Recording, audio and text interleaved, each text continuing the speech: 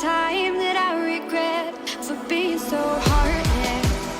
It was a moment of darkness.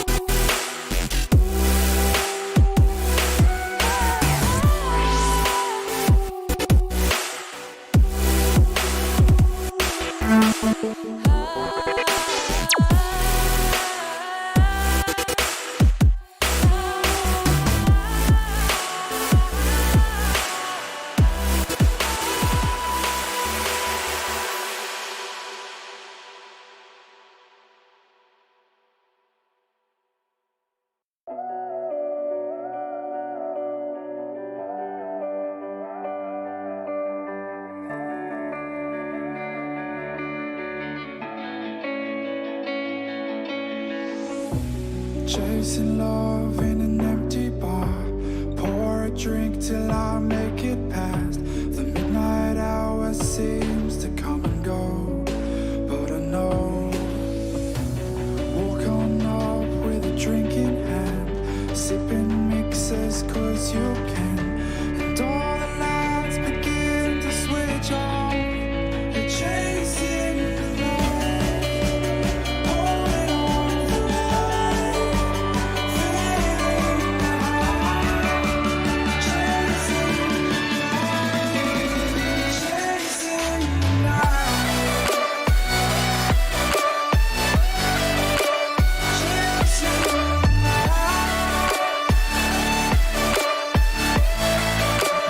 chasing the night, holding on for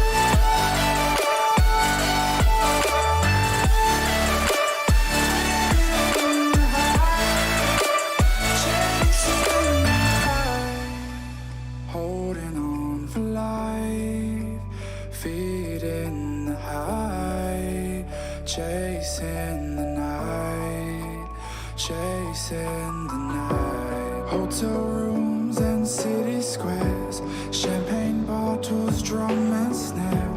The sights and cities seem to fall away when you stay.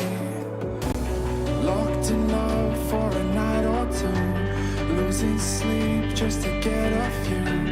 Day to day you wanna stay out, you're chasing the light, holding on for life, feeling the high, chasing the night, chasing the night,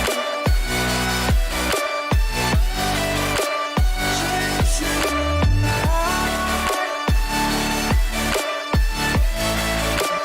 chasing the night, holding on for feeling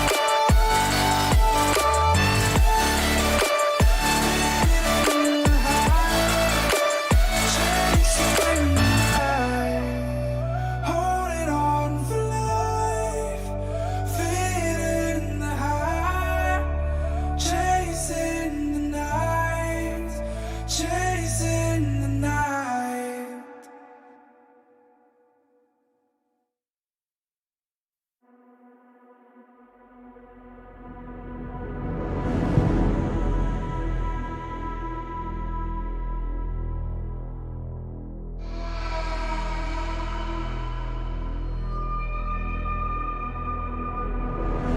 I fell apart when I saw you look at me that way.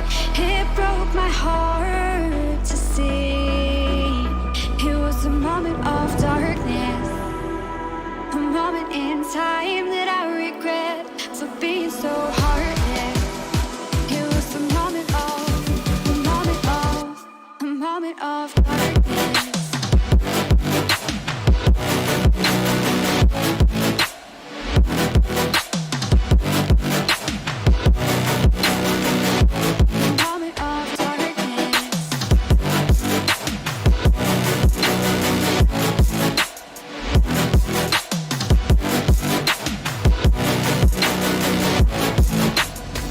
I fell apart when I saw you look at me that way.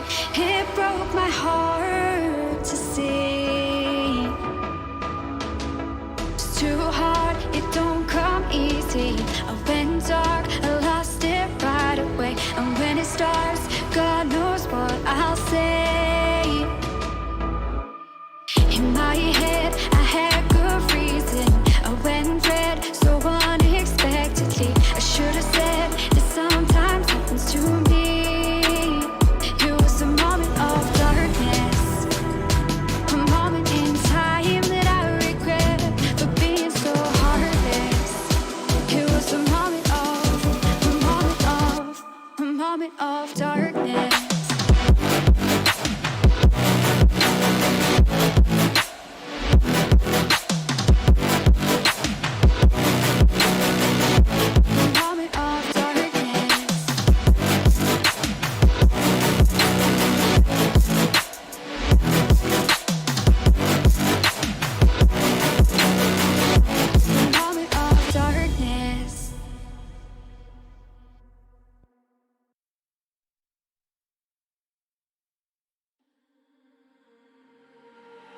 We're stuck in your car on a Friday night, and we laugh away stuff we try not to talk about. Still your smile keep on heating up the climate, and all the blood to my cheeks are rushing out, yeah, yeah. And by accident, you're getting closer. Well, can you tell me something, tell me something? Is it a wild shot of letting you know that you're the topic of all of my thoughts, yeah? 'Cause I'm so sick of this friend zone.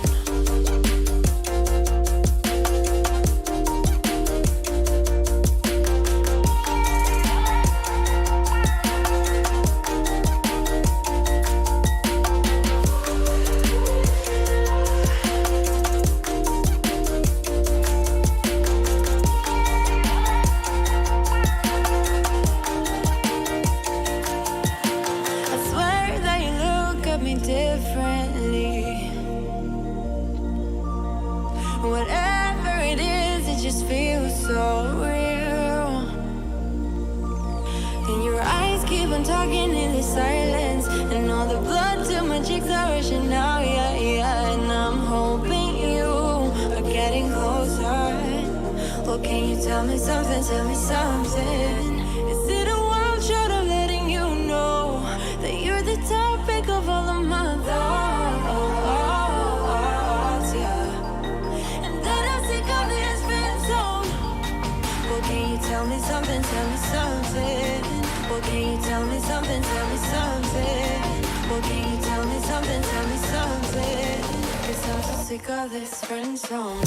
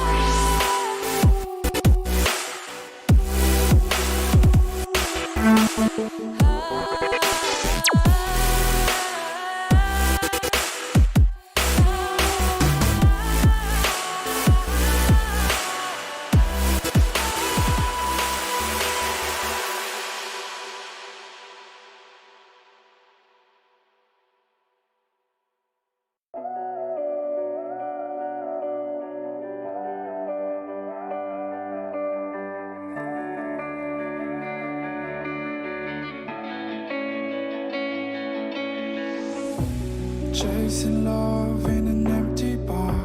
Pour a drink till I make it past. The midnight hour seems to come and go, but I know.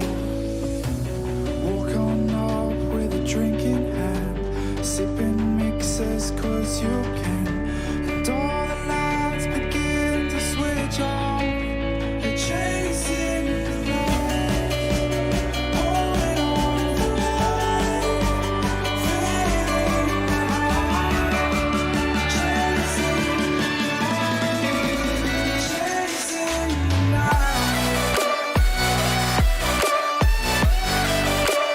chasing the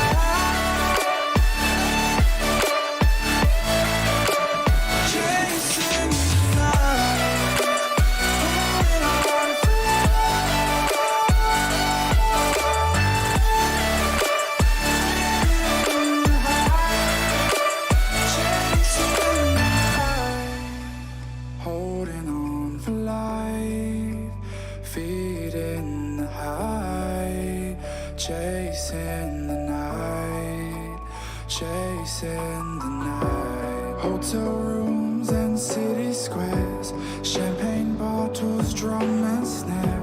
The sights and cities seem to fall away when you stay.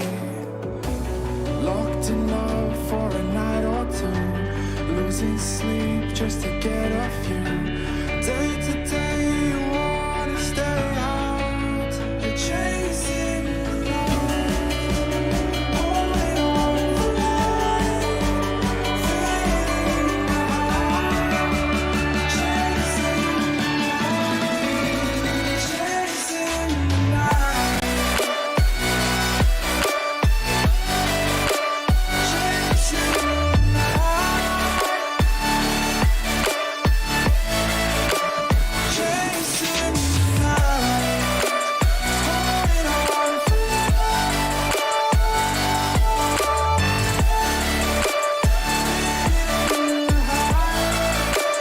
chasing the night, holding on for life, feeding the high, chasing the night, chasing the night.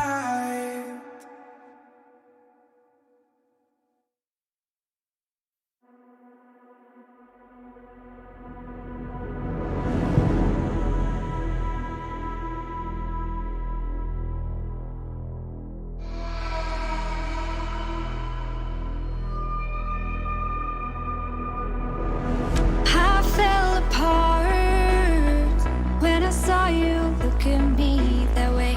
It broke my heart to see. It was a moment of darkness, a moment in time that I regret for being so heartless. It was a moment of darkness. Moment of darkness.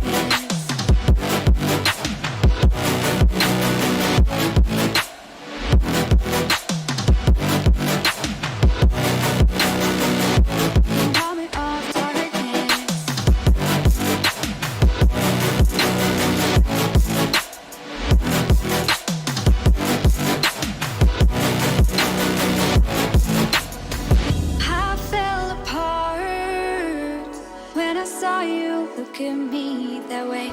It broke my heart to see. It's too hard, it don't come easy. I went dark, I lost it right away. And when it starts, God knows what I'll say. In my head, I had good reason. I went red so unexpectedly. I should have said that sometimes happens to me.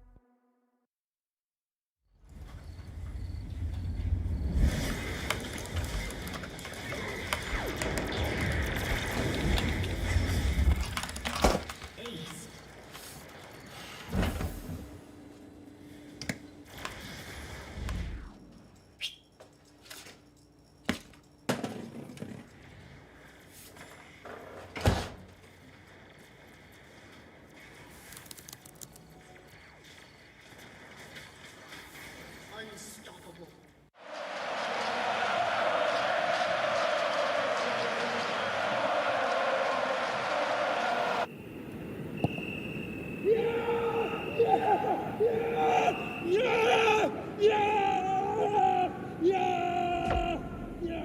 Start your esports career now at play.eslgaming.com. Mit dem Scheitel wäre es natürlich toll, wenn man den nicht vergisst zu machen, weil sonst ist es einfach nervig, wenn man jetzt... Alice, kannst du mir helfen mit dem WLAN-Passwort? Mom, geh doch einfach auf die My Swisscom App!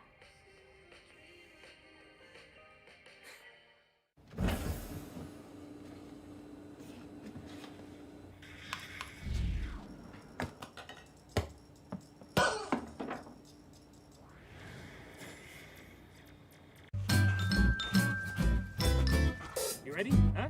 Hey, he's a good boy, huh? You ready? Huh?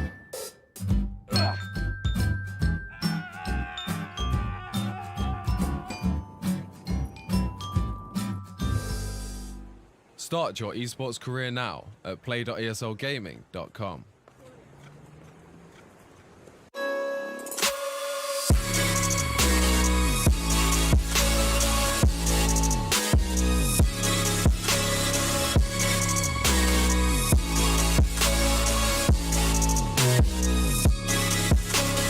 You love it, you wear it.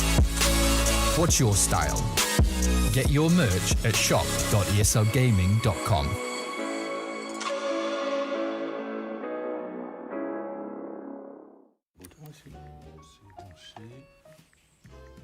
Et voilà, Internet ultra rapide. Toujours pas. Ah non. Ouais, allô. Ouais, écoutez, j'ai un souci familial. Ça marche pas. What's your style?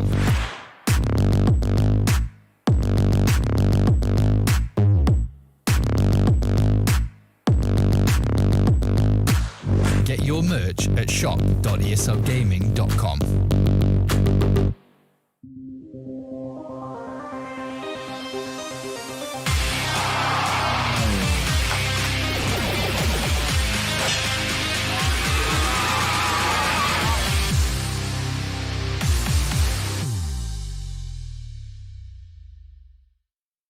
Good evening from ladies all through gentlemen, and welcome to another night here in the Swisscom Hero League powered by ESL. My name's Don Rigoni, and with me here, as is tradition when it comes to league. Well, can we already call it tradition? We made it a tradition this season around. It's Safair, my man. How are you holding up so far this season? I'm doing great. We had some very cool games that we were able to watch together throughout the qualifiers and the play-ins, and now very cool game coming up today as well, Mind Sanity against La Cité. I hope it's not going to be too one-sided, but yeah, we will see about that. Well, we haven't had a chance yet to catch Mind Sanity live on stream since their match last week, unfortunately, was forfeited, and therefore we could not watch them yet. So neither could any other team, so our preparation here for La Cité, not the easiest thing. We already had a best of 3 yesterday, where Lostic quite convincingly took the win over Fragbox Gaming, and tonight we'll be determining who will be joining them in the grand finale live at the Hero Fest here in Bern on the 3rd of October. That's a Sunday for you, so make sure you write that down, and also drop us a follow on social media at ESL Swiss and Swisscom_gaming if you want to get a chance to get some free real estate, aka some nice tickets to join us live. And I personally hope we're gonna have a bomb of a stage again here, even with the current restrictions. I think it's just always fantastic to have these live audiences at that big crowd in front of a stage, to see all the players, to see the emotions. There's just nothing comparing to it. Yeah, it's very nice, and I'm looking forward to that as well. Maybe we can quickly look at the bracket to see how the qualifiers or the play-ins, the playoffs have been going so far. So Lostic, they haven't dropped a single game. They've won against Skull Church, then won against Fragbox as well. Now on the other hand, we have Mind Sanity also. going 2-0 against Noetic Frost, and now La Cité against Edelweiss. That was actually a quite close game, I could say. It was kind of like the first game by La Cité, quite... It's not really a stomp, but they won by quite good fashion there. Edelweiss coming back in the second game, but La Cité just finishing it out in quite good fashion. And now Mind Sanity facing up against La Cité. It's going to be a banger. Yeah, and also, I mean, My Insanity is certainly one of the favorites here. I think during the qualifiers, I think they haven't dropped a single game either, even at the online qualifiers 2 or 2.5 weeks ago. And neither did Lostic, so they might just drop their first games in the finals. But first of all, they have to face off against La Cité here. On paper, they do have the upper hand here, My Insanity that is.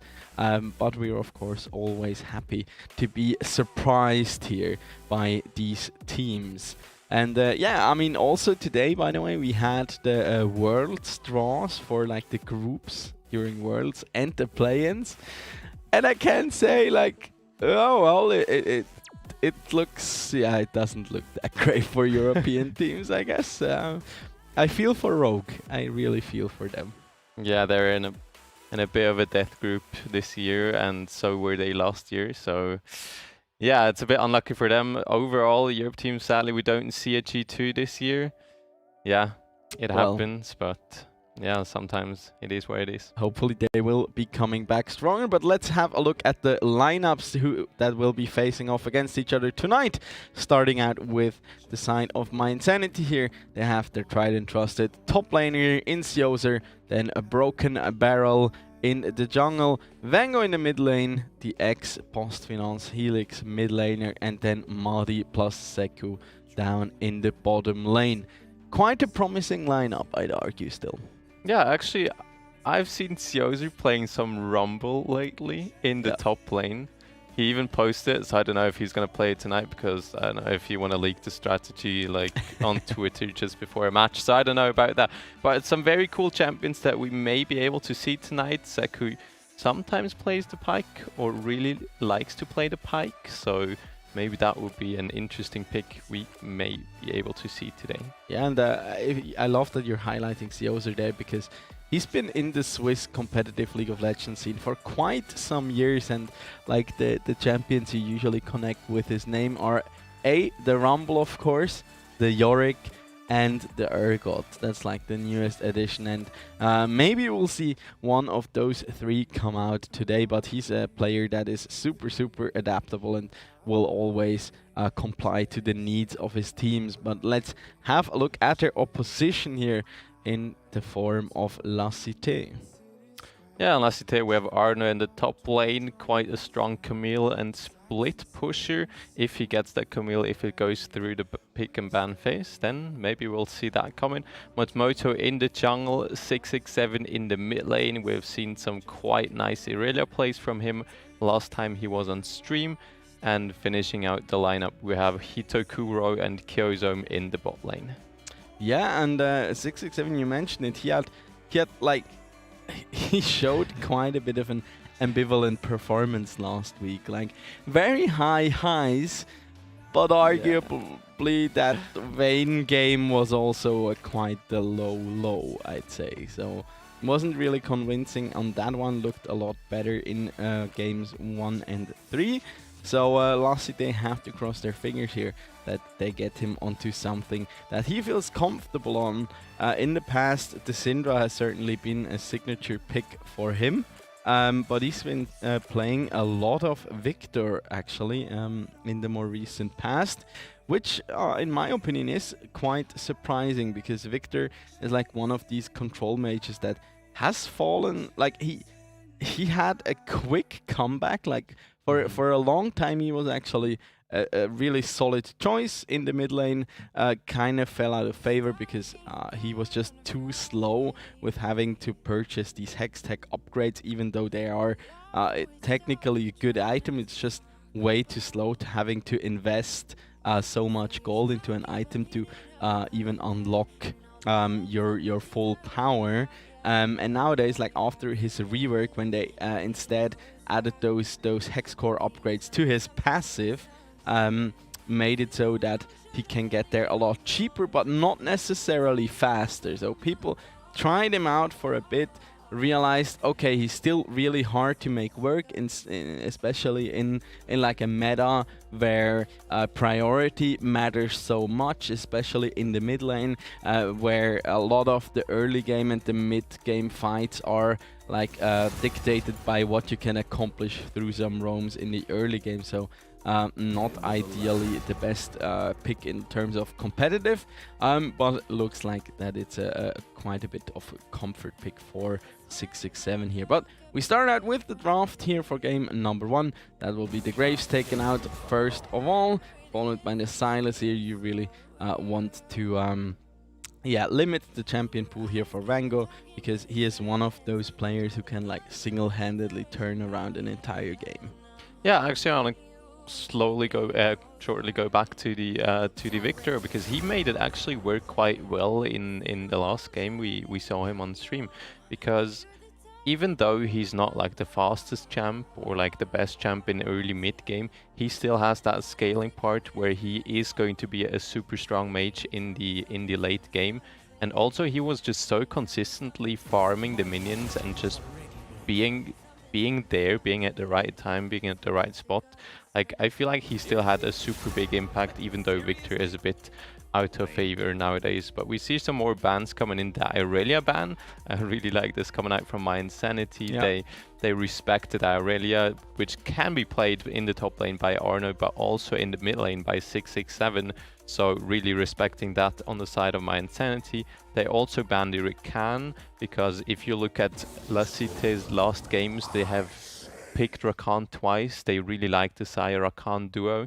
So banning here away the Rakan is obviously a very good choice as well. Yeah, the Xayah is just a lot of comfort for Hitakuro, and the Rakan just provides her with so much safety and synergy, plus you get that engage for your team. Also here, them anticipating that potential pick, want to limit it, want to pick up the Thresh, maybe themselves here on the side of My Insanity, but La Cité reading that potential and banning it away there as well. But that's gonna be the Rek'Sai here being picked up for Motomoto. It's actually kind of one of his signature picks, I'd argue. It's been banned a lot last week against them, and this time he gets access to it.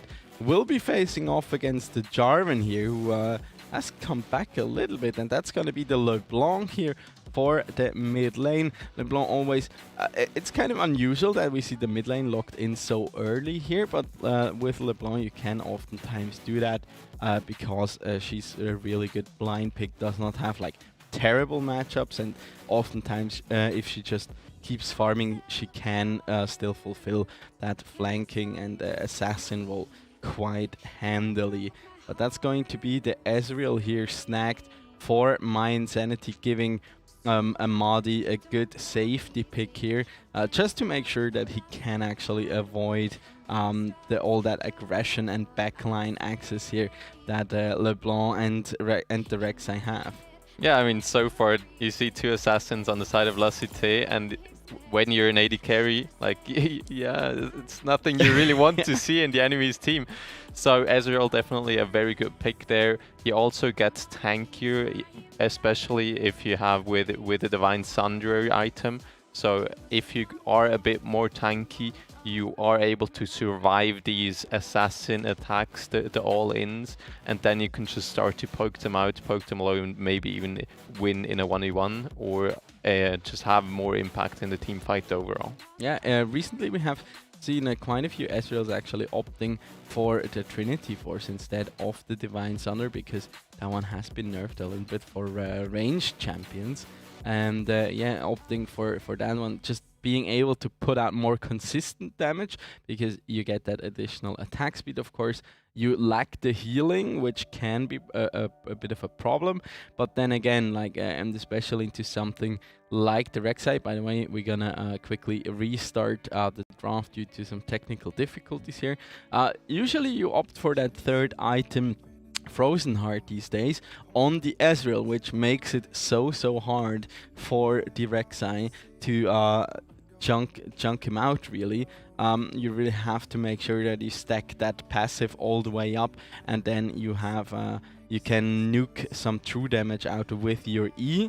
But then again, that will take a while, and Ezreal, being the slippery boy that he is, not the easiest one to be caught out. So quite a good pick here for the side of Mind Sanity. We're gonna quickly run through it here again. But also I'd quickly like to take your attention to Arno. He's really been a kind of a standout player also in last week's matches. He's been super consistent, like even in their loss he had a very good game. He's the kind of player, kind of top laner. He's like not the guy who just goes weak side, plays his tanks. He'll be the guy who will carry the Camille, his most preferred champion, followed by the Vladimir, which we got to see last week. But he also like doesn't shy away from picks like the Ryze or the Irelia, so he's really a bit of a jack of all trades, as long as it's like, okay, self-sustaining and can exert a lot of pressure through those side lanes. Yeah, I mean, we saw that Vladimir definitely last time. He popped off on it and he was so good, and just like, yeah, he one-shotted the AD carry in the later stages of the game. And I was like, oh, well, yes. I guess you don't want to meet Vladimir anymore in the Rift. Welcome to Season 11, buddy. Yeah, true. But like Vladimir is still open actually in the draft. So maybe if he wants to go for that, Kennen as well, you always mention it, is a very great team fight champion and is also quite a strong laner. Yeah. So could be looking into the looks. Ah, here's the set hover. I guess we know who's that towards. But the Rek'Sai is actually something we don't usually see in high level plays. Yeah. So it's a bit of an interesting pick here, but falling out of favor quite a bit. Yeah, but if it's a preference pick for Matmoto and he really feels well with it, I guess he can make that work really good. So here we see a Ryze getting picked up. And the Kaiser also locked in for Hitekuro. That is certainly so interesting here, because Lassite, so far they're really showing, okay, they're opting for comfort rather than pure meta picks. Getting Motomoto onto the Rek'Sai and Hitekuro on the Kaiser just goes to show that they really respect Mind Sanity's roster here. And yeah, they rather stick to champions that they know how to pilot. And here with the Ryze, Mind Sanity secured themselves a really strong pick. Ryze currently, or in the last patch that we actually had competitive tournaments on, which was 11.7.17, Ryze actually has been the champion with by far the highest presence, like 93% on patch 11.17. So such a staple pick, just goes to show you really can't kill that champion. And there's also like probably also a little bit to our friend Doinby over in the LPL, who's been making it work like ever since their world's title. And yeah, in this case it can even be flexed up theoretically for Seoser, who also like, he does not shy away from playing those AP champions. But we mentioned some preference picks for them before. Yeah, the Rumble being taken away, as well as the Pike from the hands of Seko and Seoser respectively, and then of course Vladimir and Camille not being let available here for Arno. Yeah, that's like what we expected, to be honest. Like, really, the comfort picks, we know they're really strong in it. They can really turn around the game all by themselves with these picks. So yes, really good to target ban against this. Now the Leona is going to be paired up with a Kai'Sa, very strong. What I'm a bit concerned about at the moment is on the side of La Cité, we see 3 assassins in some way, because you could say Kai'Sa is kind of an assassin as well, who wants to dive into the backline with her killer instinct. Theoretically labeled as an assassin. So so basically, like, if you have a Jarvan on the other side, now a Gragas as well, that can kind of fight longer fights, it may be a bit difficult if you don't kill somebody on the first attack of the assassination. Do you know what this is? I think this is a Jarvan support. Or a Kennen support. Or a Gragas support. But I think the chances are quite high that this is actually Ryze mid, Kennen top, and Gragas in the jungle here, because Broken Barrel is kind of like, the barrel is there for a reason, and that's because he does really like his Gragas, and I think he will be picking that up here potentially. So a lot of AP damage here on the side of My Insanity, and it's gonna be the Yone here being picked up last for La Cité, who will be heading into the top lane of all things. So Arno really embracing his carry role here. Never mind My Insanity. They want to make me a liar. It's gonna be the standard Gragas support here, and they will be putting the Jarvan into the jungle. Makes a lot of sense, to be fair, because while you really can play the Jarvan as the support, not many of My Insanity's roster here do really benefit of the flag's additional attack speed. Yeah, and I mean, if you play into a Kai'Sa Leona, I don't know if Jarvan support really is the way to go, because as soon as you flag and Q in to get the knockups, you just get stunned, and then Kai'Sa's just free hitting you for like 3 seconds. So I don't know if that is really the best approach, but Gragas definitely makes sense. As soon as Leona wants to go in with that Zenith Blade, he can block that with his own E. Yeah. So definitely a lot of disengage potential there. And as I've seen before, I actually wanted to mention it, but the Gragas, a very nice champion for My Insanity, because it can be played in the jungle, because he's very known for his Gragas, but it also can be played in the support role, because he also plays quite a lot of Gragas, I've seen. So a very nice champion, very good flexibility in their drafts. Actually, I think in all drafts we had so far, the flexibility of the rosters has been so great. Yeah, I really agree, and that's also the thing, like, I'm looking forward most now that we're soon to be starting into Worlds, because like the meta, I feel, is very diverse currently. There are a lot of new options, especially on like 11.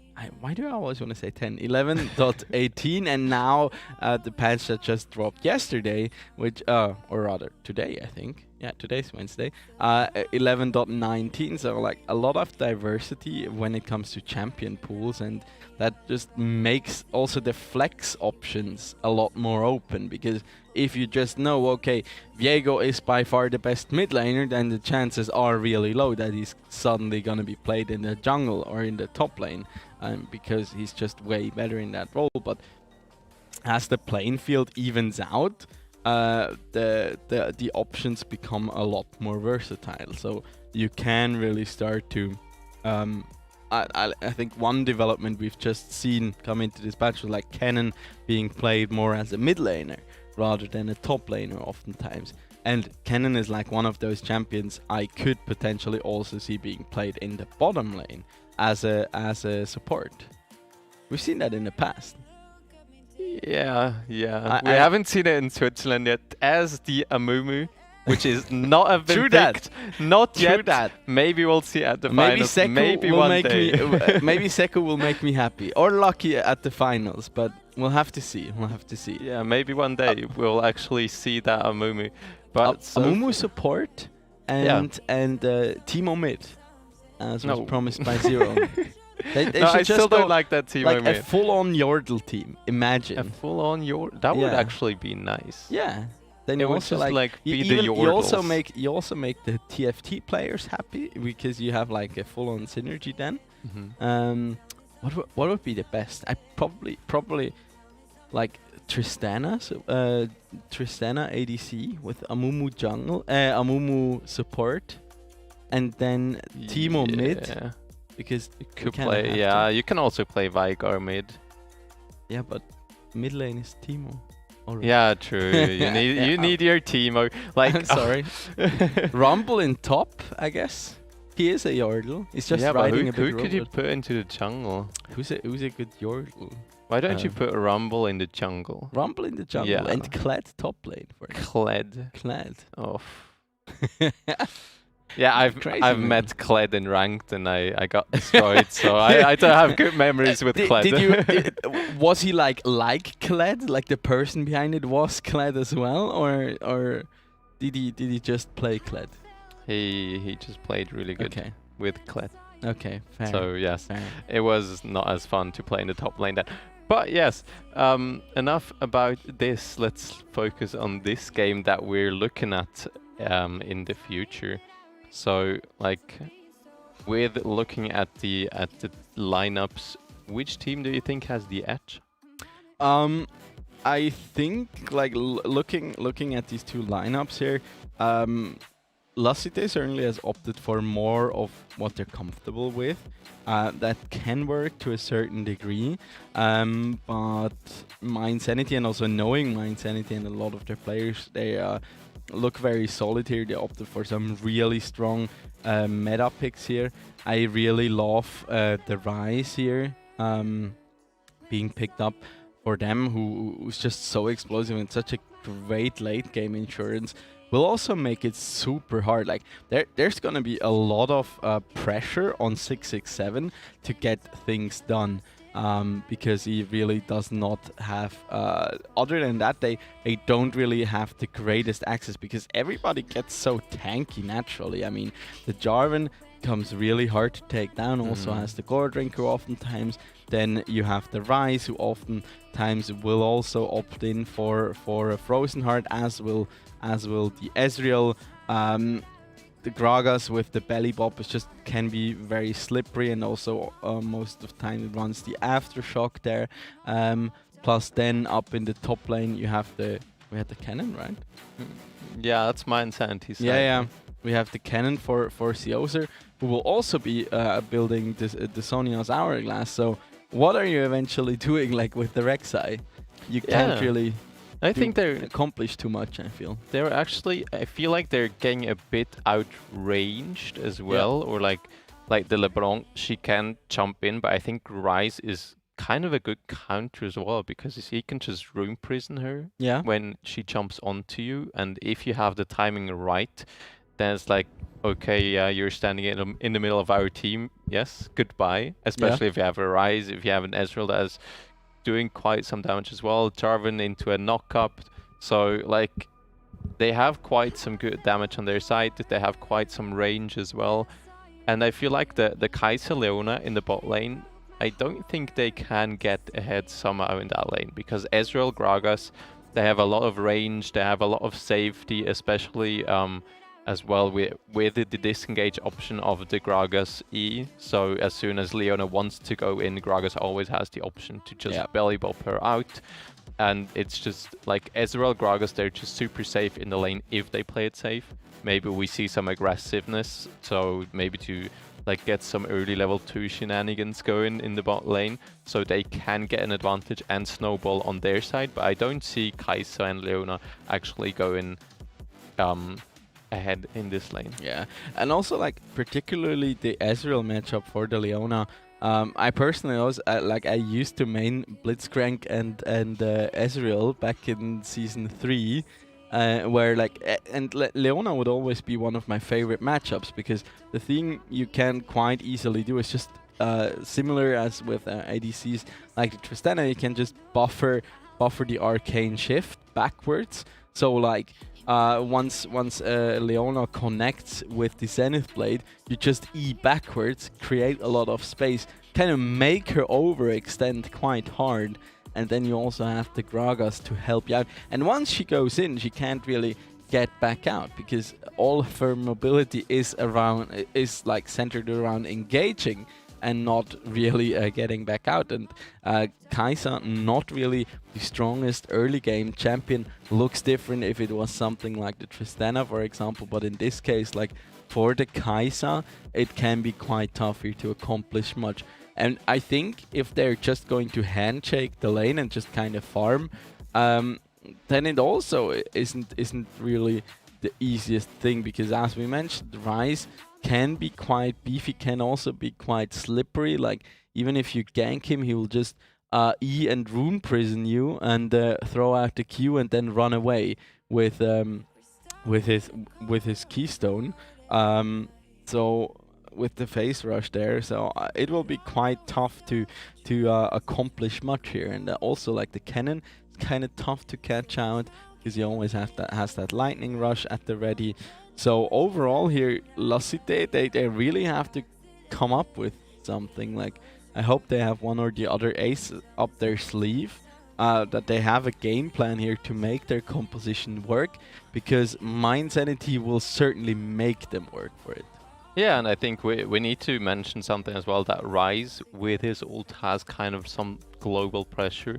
So if that Ezreal Gragas lane goes relatively even, or they can push underneath that tower, they can look for a dive, they can look to get that Ryze down towards that bottom lane, to get them behind, to really make this Kai'Sa not play the game anymore. Yeah.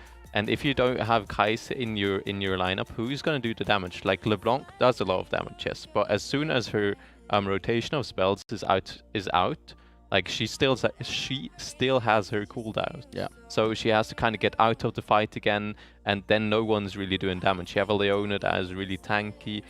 Then you have a Rek'Sai. I think, I'm not quite certain with Rek'Sai how he's working. Yeah, I mean, first of all, it's a she. Oh, okay. It's a she. Can't you see that? I mean, it's difficult to see if you don't really know. How can you not tell the gender of a void monster? No, but I think it will just be interesting here to see whether Motomoto can pull it off, because Rek'Sai is really one of those champions. If she gets ahead and she starts snowballing, she will be very, very impactful. But then again, if you manage to set her behind, and Jarvan is like one of those champions, especially in the early game, he can be quite aggressive here. And also with this draft coming out from Mind Sanity here, they will have the priority for most of the time.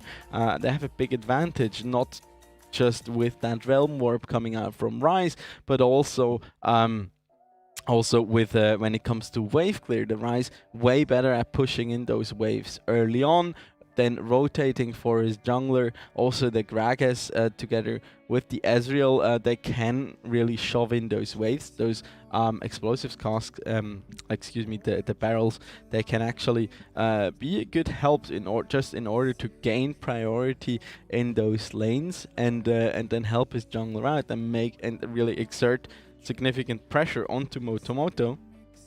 And once that Rek'Sai is behind, it's so hard for him to find the impact. For Broken Barrel, on the other hand, Jarvan is oftentimes like, he is a really good early game. Then he gets the Gore Drinker, so he's like still good and sustaining, and he can lock people up with the Cataclysm. But then he's just like a glorified CC bot, and he's like mostly focusing on getting those tanky stats, on absorbing all the pressure and providing a bit of CC here and there. But if you combine his ultimate with something like this cannon, and you can gain access behind the enemy lines with the Realm Warp coming out from Ryze, you have such great angles onto your opposing team. And what are you gonna do if suddenly you're caught in a Cataclysm, the cannon pops a slicing Maelstrom, and there's also a Ryze just firing away at you. Yeah, and there's also actually True Shot Barrage from Ezreal that can also, and then Gragas can also just shoot barrels in there as well. So if you're caught, it will be that's painful. tough. But also Jarvan, a very nice tool. Like even if he loses out in the jungle, even if he gets behind a bit, he still has a bit of tankiness. He provides a bit of frontline. Yeah. He provides a lot of CC with a knockup. So like, even if he gets behind, he's still quite useful for their team comp to lock opposing players down, to get the knockups, get the CC, and just protect his carries. And I think if Ryze and Ezreal, if they don't get a shutdown immediately in a team fight, they can put out so much damage. Yeah. They can take over a team fight. We've seen Ezreal's doing that before. We've seen Ryze, Ryze in the late game when he has his huge damage. Yes, it's tough. And if Ryze is snowballing as well.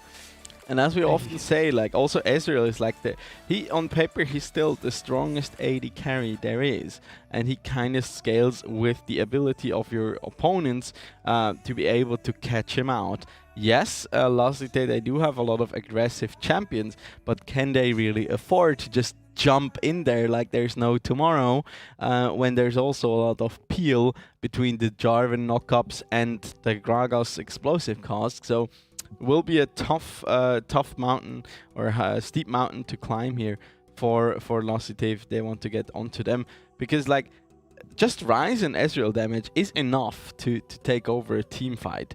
But they also still have the cannon on top of it all, who once he gets going, he gets those 1 or 2 items, oftentimes like Proto Belt, into the Zhonya's Hourglass. He'll deal so much damage as well, and really set up those 2 hyper carries for success, because that's really what they are here. So it's like for the early game here, it's like so much is onto Broken Barrel together with Seku in order to make sure to ensure jungle pressure, to ensure their lanes can play safe, and yes, the scaling will do the rest for them. So if they can keep safe early, or even set Motomoto, for example, behind, then the path will be set already for the comp coming out for my Insanity. Yeah, and if we look at the side of La Cité as well, it's like you don't really have a lot of HP builders, because you have the Yone in top that has a lot of lifesteal, but if you lock him down, if he can't hit you anymore, he's just vanishing. a sad E-boy. Yeah, like he's just vanishing quite fast. Then you have LeBlanc that is not really tanky, Kai'Sa, Rek'Sai, and if you have a Rise Ezreal that do so much damage, especially in the late game, I just see La Cité falling quite fast if they don't get the eliminations onto the Rise and onto the Ezreal in a team fight, even though they have, as you mentioned before, so much peel for them. But I mean, they do theoretically have the potential to just nuke someone down if they like land the solar flare from the Leona. Everybody dives in onto the Ezreal, for example, and they just nuke him down. But then again, you expanded all your cooldowns. My Insanity's comp still has a cannon and a Rise, and they will just shred you to pieces, and you have not really that much anymore to turn around. So if Hitokuro doesn't get like ahead and manages to take over these team fights, then it will be quite tough, even if they manage to take out one of those hyper carries early. So to come back to your original question, I think my Insanity has the advantage here when it comes to the draft, but I don't want to rule out Locity's comfort here on their champions. And by the way, for everyone watching, and why you might be wondering why are we rambling on so much, we had to redo the draft because there were some technical difficulties with the client, so we had to restart and set everything back up properly. But we're on our way now. The draft has been done again, and we're ready to head onto Summoner's Rift anytime soon. And as I say that, the spectator gets the error message from the client. Yeah, but like it still gives us a bit of time to analyze the game and maybe like check out some features that we haven't really covered yet. But let's look at that. So basically, we can also sing some prayers for Rogue again. Yeah, maybe we should do that so it works. But no, actually the thing I wanted to talk about is Kai'Sa. The problem with her is she kind of has to wait for her upgrades as well. So she's not really too strong in the early game. So she has to wait a bit of time as well. So she gets activated, gets the upgrade on the Q, gets the upgrade on the E. So like if at that point it's a bit like you don't really know if she can get to that point without the other team already outscaling them. Yeah, definitely so on. I mean, she was just shown some love coming into the last patch where her supercharger E was buffed at the later stages of the game, but it's always the thing with like the late game buffs. It's like you have to get there first to actually be able to profit from them, and the earliest point that's going to be possible will be level 13, and it's like, yeah, at that point, if you can be behind like 6 to 7k gold or even more by that point, and then even a buff to your very strong ability doesn't really matter. But we have some more technical difficulties here, unfortunately, I'm afraid, and therefore we'll have to go into a quick break here in order to try and fix them. This of course gives you the chance to let us know what you might be hoping for our finals here, or you just want to throw some banter at us. If you want to do so, feel free to tag us on Twitter. I'm at Don_Rigoni and at Safair, or at ESL Swiss using the hashtag ESL Swiss. Also, make sure you get something to drink and a nice snack, and we'll see you right back when we hopefully fix those issues.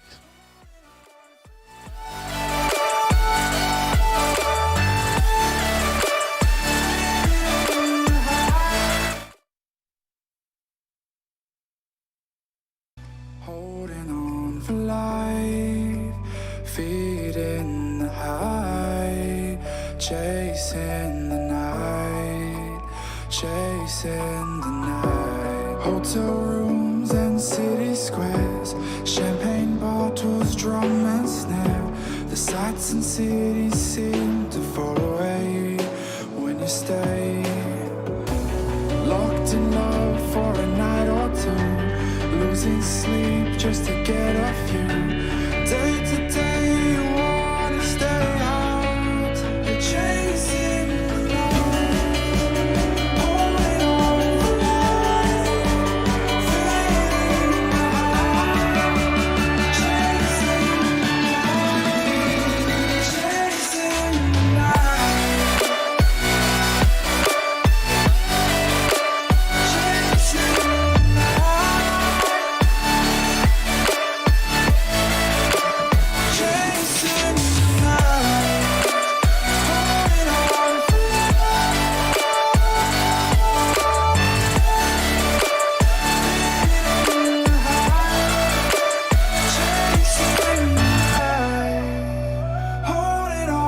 life, fading the high, chasing the night, chasing the night, chasing the night.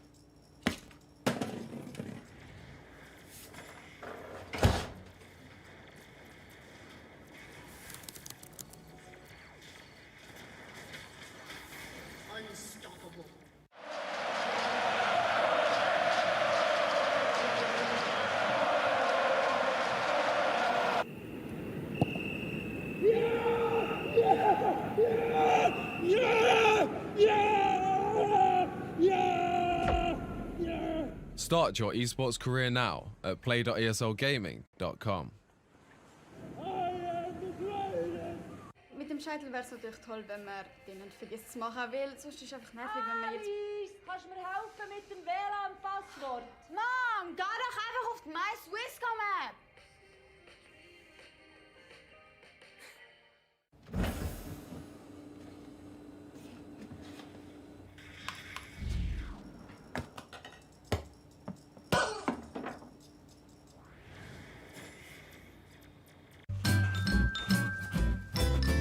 You ready? Huh? Hey, he's a good boy, huh? You ready? Huh?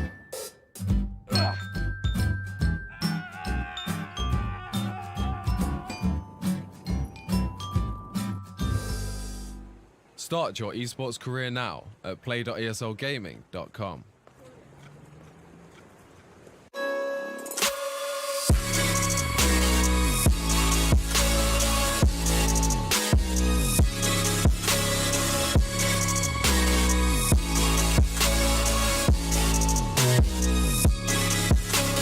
You love it, you wear it.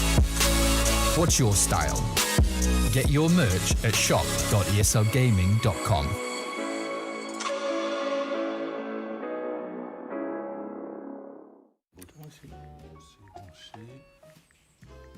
Et voilà, Internet ultra rapide. Toujours pas. Mais non. Ouais, allô? Ouais, écoutez, j'ai un souci familial. Ça marche pas. What's your style?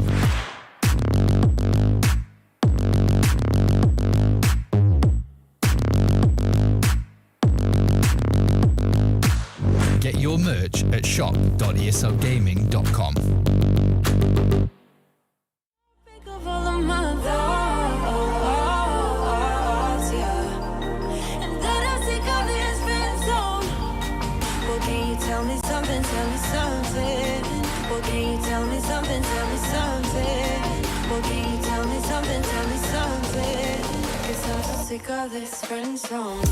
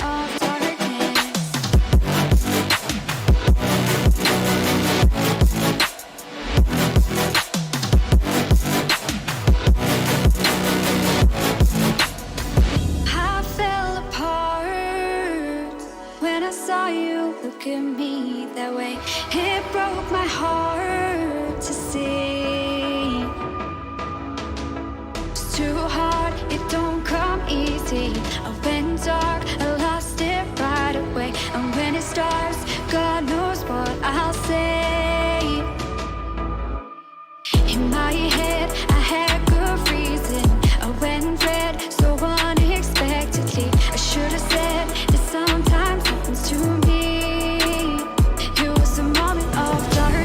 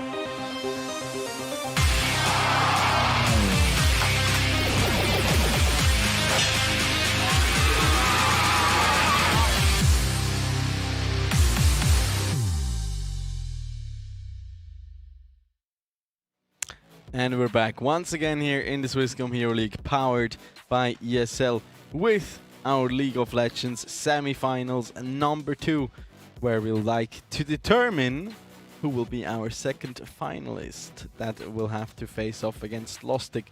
Apparently even the client is so afraid of our teams that it did not want to comply, and the small indie game company that made it unfortunately could not fix it right away, or we couldn't.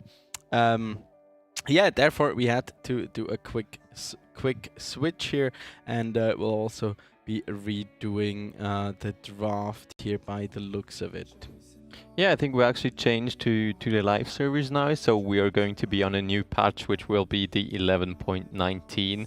Yep. Therefore, you have new champion buffs, new champion nerfs. I didn't see all of them yet, but I've seen for example, they nerfed Rise. They have nerfed. Which one was the other one that they already had in the draft? What do you mean? Which one? Cannon, I think. Oh yeah, they nerfed Cannon and Rise. So Cannon and Rise were both nerfed, and yeah, Gragas exactly. was buffed. So like. Yeah, it would be a bit equalized, but overall I think they would. Yeah, it's just a bit better for the players and for the teams as well to redo that draft, so they know, okay, patch 11.19. Maybe we'll see some new champions now in new roles. Maybe we see some shenanigans there. But yeah, we'll find out. I think it's definitely going to be interesting also to redo the draft. Maybe we see some adaptions on the side of La Cité. Maybe we see some adaptions on the side of Mind Sanity. Yeah, I could really see some new adaptations here come out.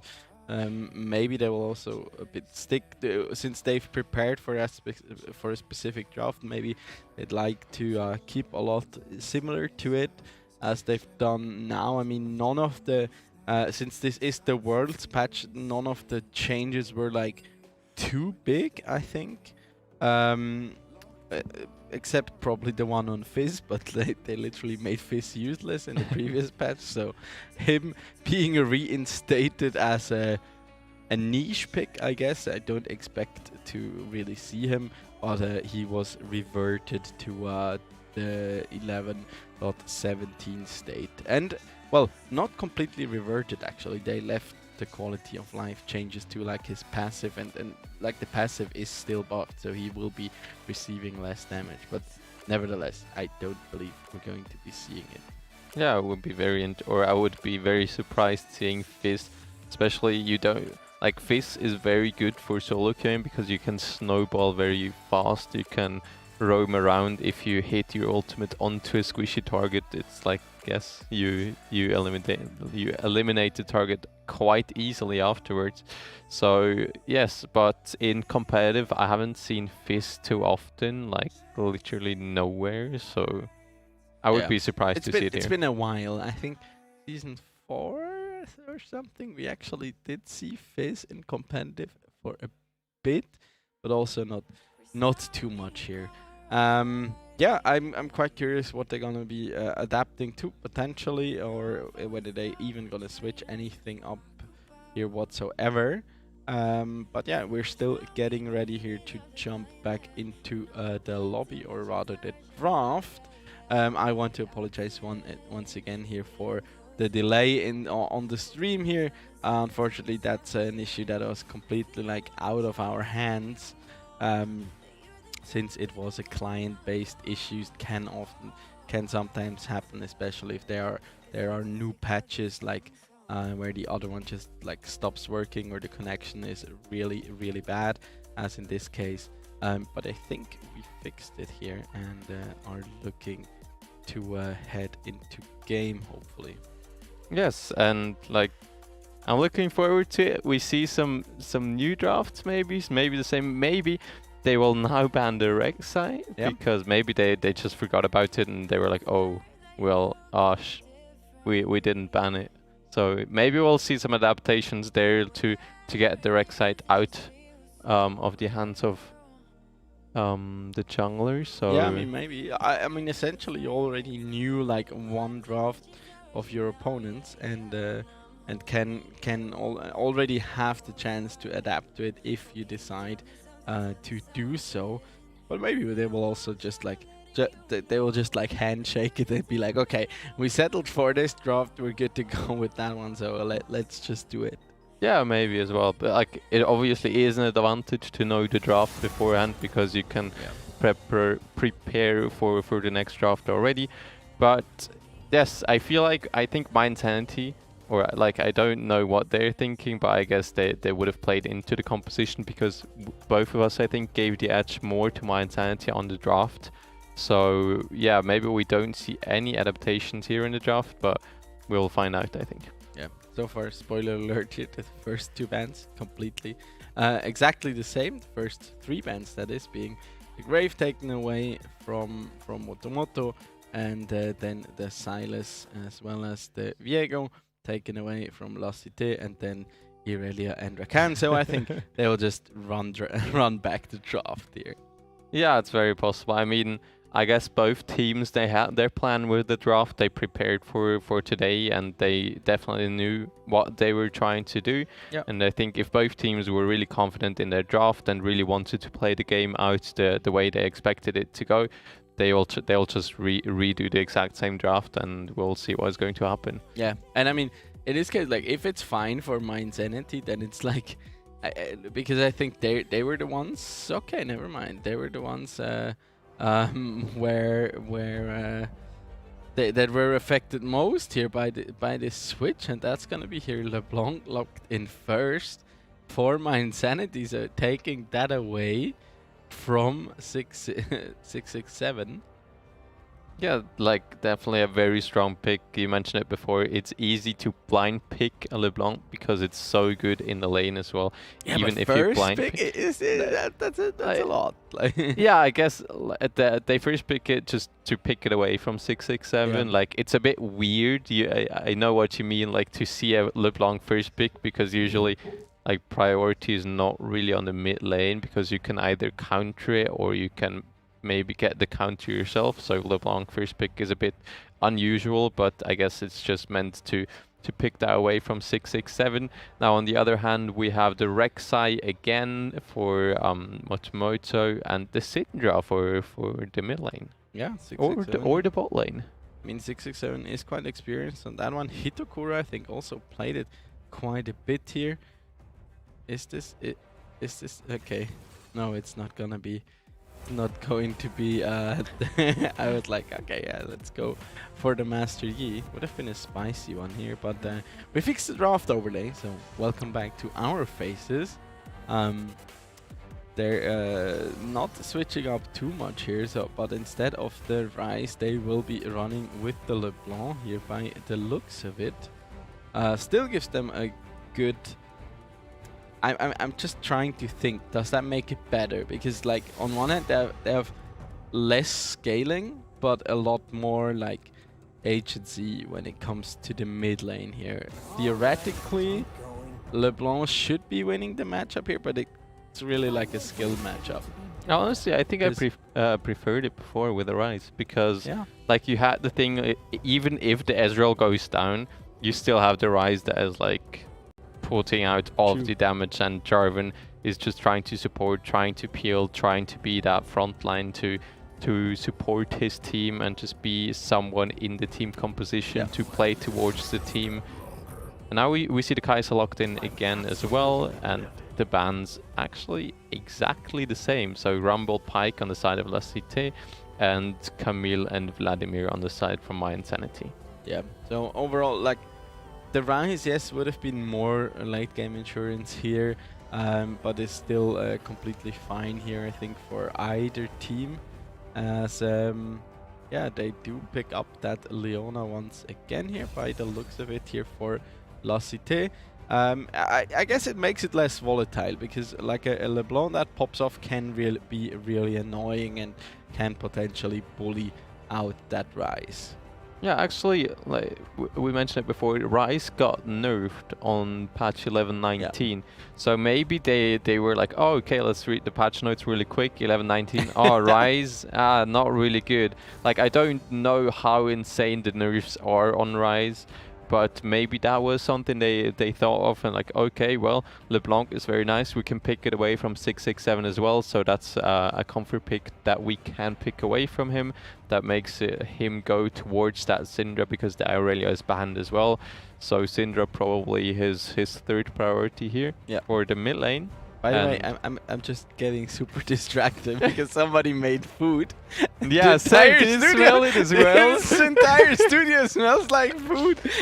I was like, what is this smell? Like, I smell it, but yeah. They really, Insanity really does not want their hands on those nerf champions, and they actually decide to go with the Forge God himself here, pick up the Ornn for Sioser, I'm presuming. And that's gonna be the Riven here, locked in for Arno, so completely changing the playbook here for them as well. And yeah, they're really getting the secondary win condition online, I'd say, for the side of La Cité here, because if Arno gets rolling on that champion, that also can be quite a threat. And then also Sioser is not gonna have a great time.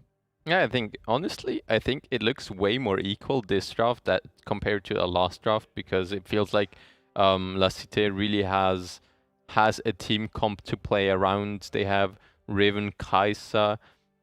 Kai'Sa can go in as soon as Riven gets a stun off or gets a knock up. Leona can jump in as well. Then Syndra in the backline, gain the scatter of the weeks, just peeling for herself, and somehow then the Rek'Sai that can just jump in as well together with the Kai'Sa and everybody.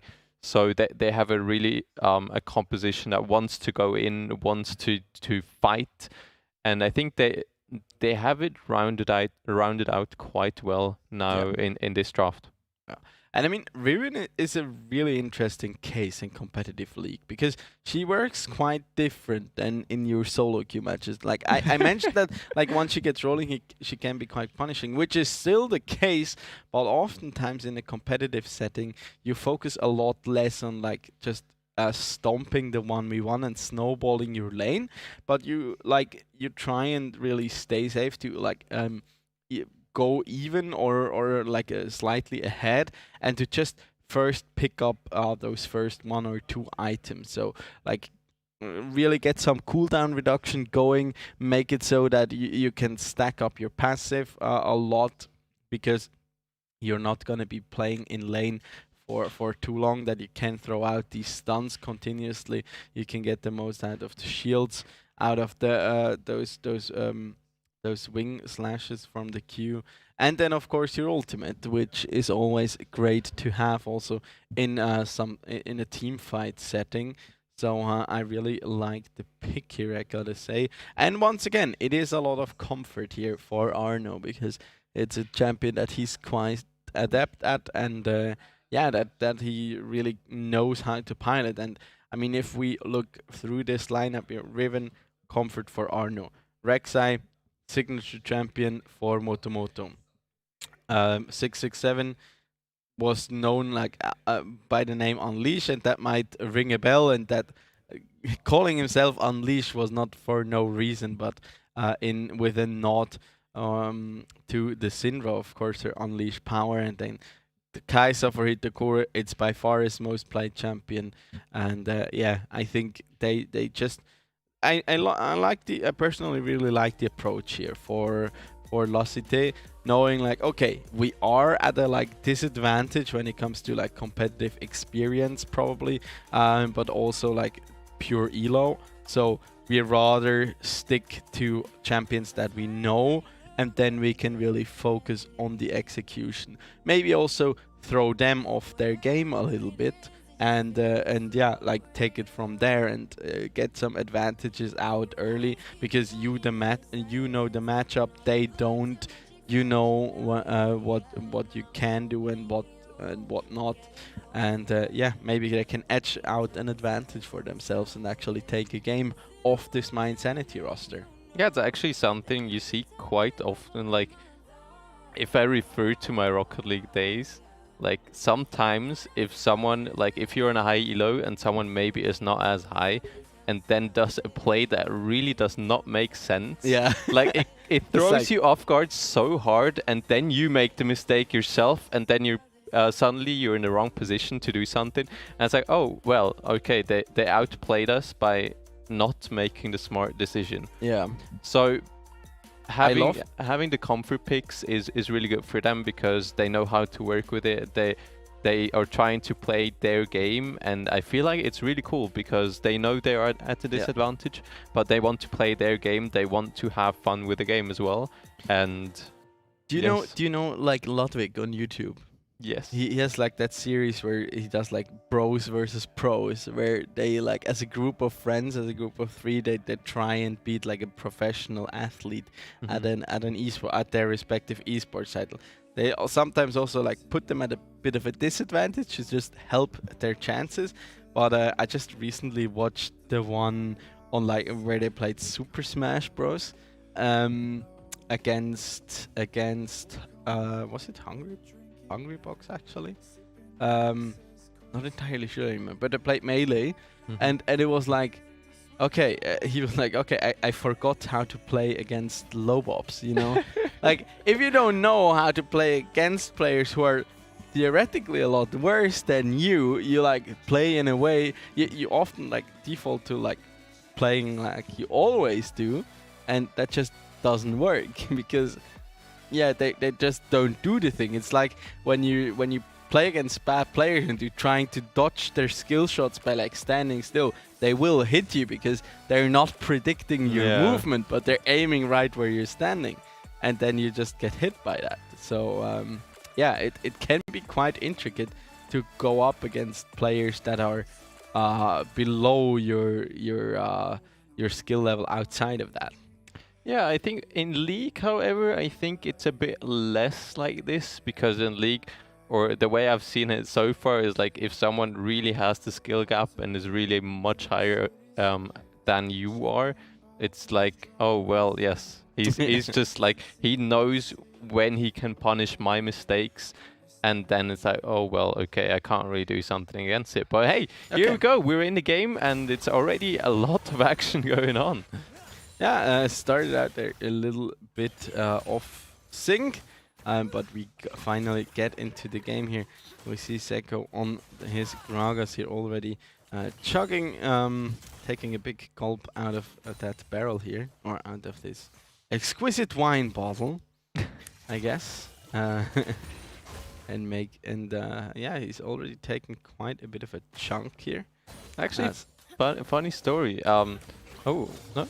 Okay, early level 2. Okay, both of them go early level, or like both of them go level 2 at around the same time, so there's no real engagement. Kiosmo already going down to around half HP. But funny story, I met Kira from my Insanity in a solo queue match, and he played Lethality Riven in the top lane. Oh my gosh.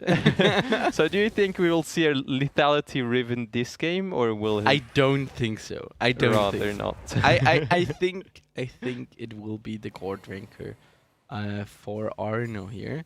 But Motomoto is now actually looking for the gank. Ooh. Nice stun there onto Vango. That will be the ignite popped quite early, and then nice flash here does get Vango to safety after all.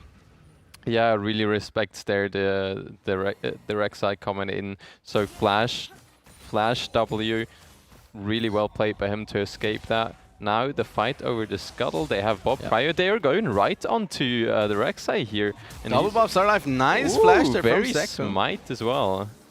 Uses the smite onto the blue buff there to keep himself safe, but this will mean the Scuttle Crab will be given up and conceded over to Broken Barrel, and he could potentially go for the double Scuttle here, but Arno making sure he does take that one away since everybody is on the bottom side of the map here. Yeah, Motomoto already, like, he got a very nice gank up in the mid lane, so Vango loses his flash for it, which makes the lane for the Syndra quite much easier, but she also lost the ignite. But at the same time, Motomoto lost so much movement? No. Motability? Okay. No, oh, nice Jane flash Lam. there. That's the first blood. They're going over to Vango. Well done here. Also Broken Barrel flashing there. It's a cute little interaction. pulling that one off quite perfectly and securing themselves the first blood here for Vango, and also getting the flash out for 667. I remembered the word. It was movement. So no, it was not movement. Momentum. Yes. Momentum. Oh, there, I got it. So I got you. Oh, actually. Oh wow. Okay, Vango getting himself another kill here, roaming down to the bottom lane, saying, "Okay, Rice is boring. You know, I don't want late game. I want to slap people early." Opts for those tier 2 boots right away. Teleports down into the bottom lane, and while Seku has to pay with his life, Vango is down here once again. On to hit the Kuro, and he does pick up the kill. Madi there with a nice flash. But that's 3 kills already on Vango, but he will get taken down here. That's a shutdown over to Arno, who also responds with a teleport here himself.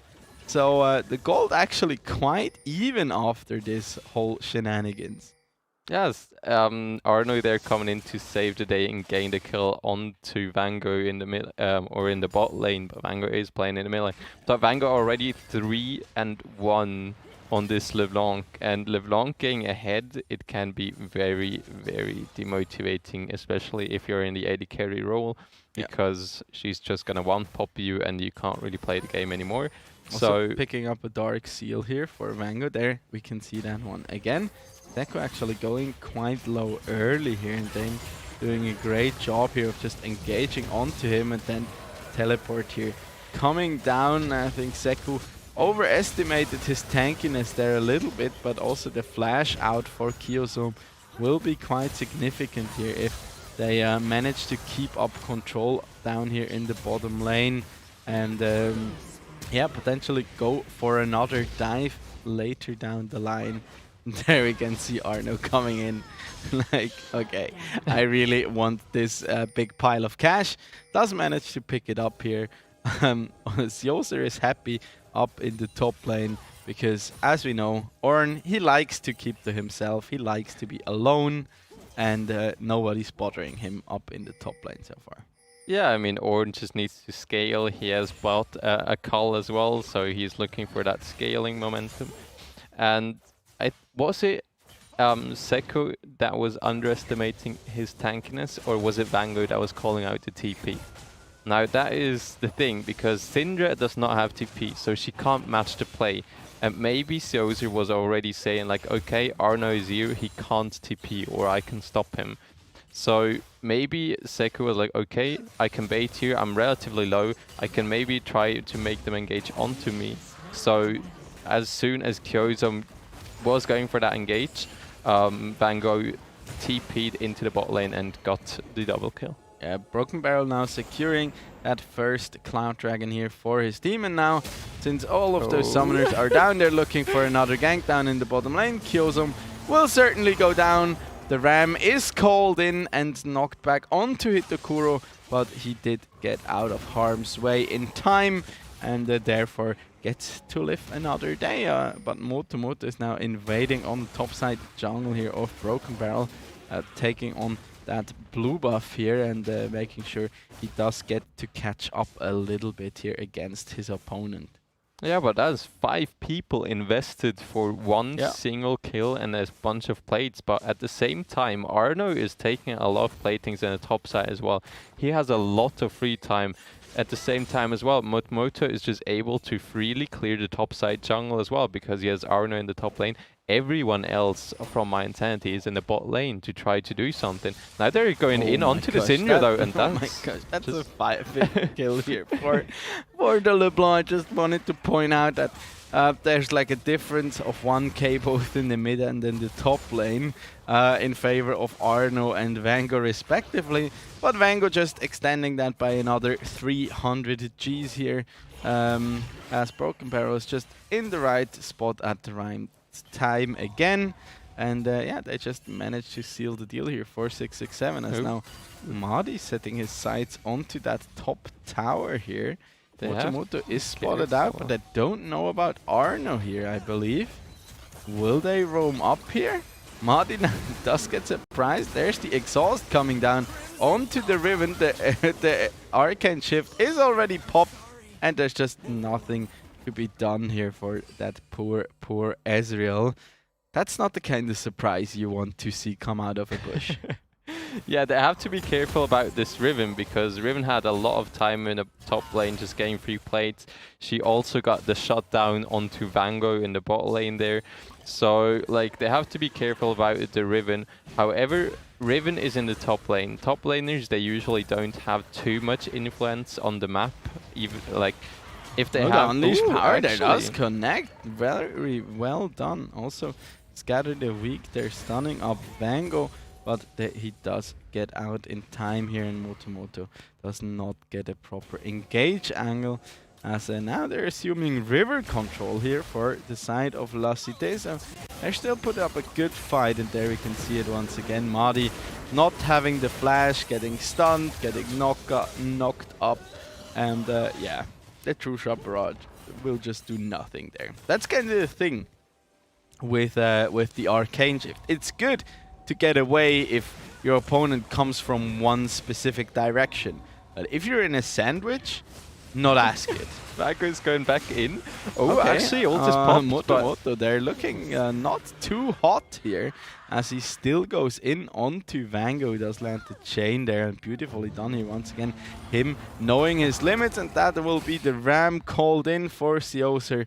Does demand the flash from 667, and they just make sure that Vango gets to enjoy himself a little longer. Oh, actually Vango goes down very low, but I think the Syndra goes out of mana here, so she can't really follow up with much more pressure. Broken Barrel is here as well, so maybe... No flash on 667, and he does have the ultimate here. Ooh, nice knockback. nice. Beautifully done here by 667. You can really see the expertise, even if he might be a little rusty in general when it comes to League.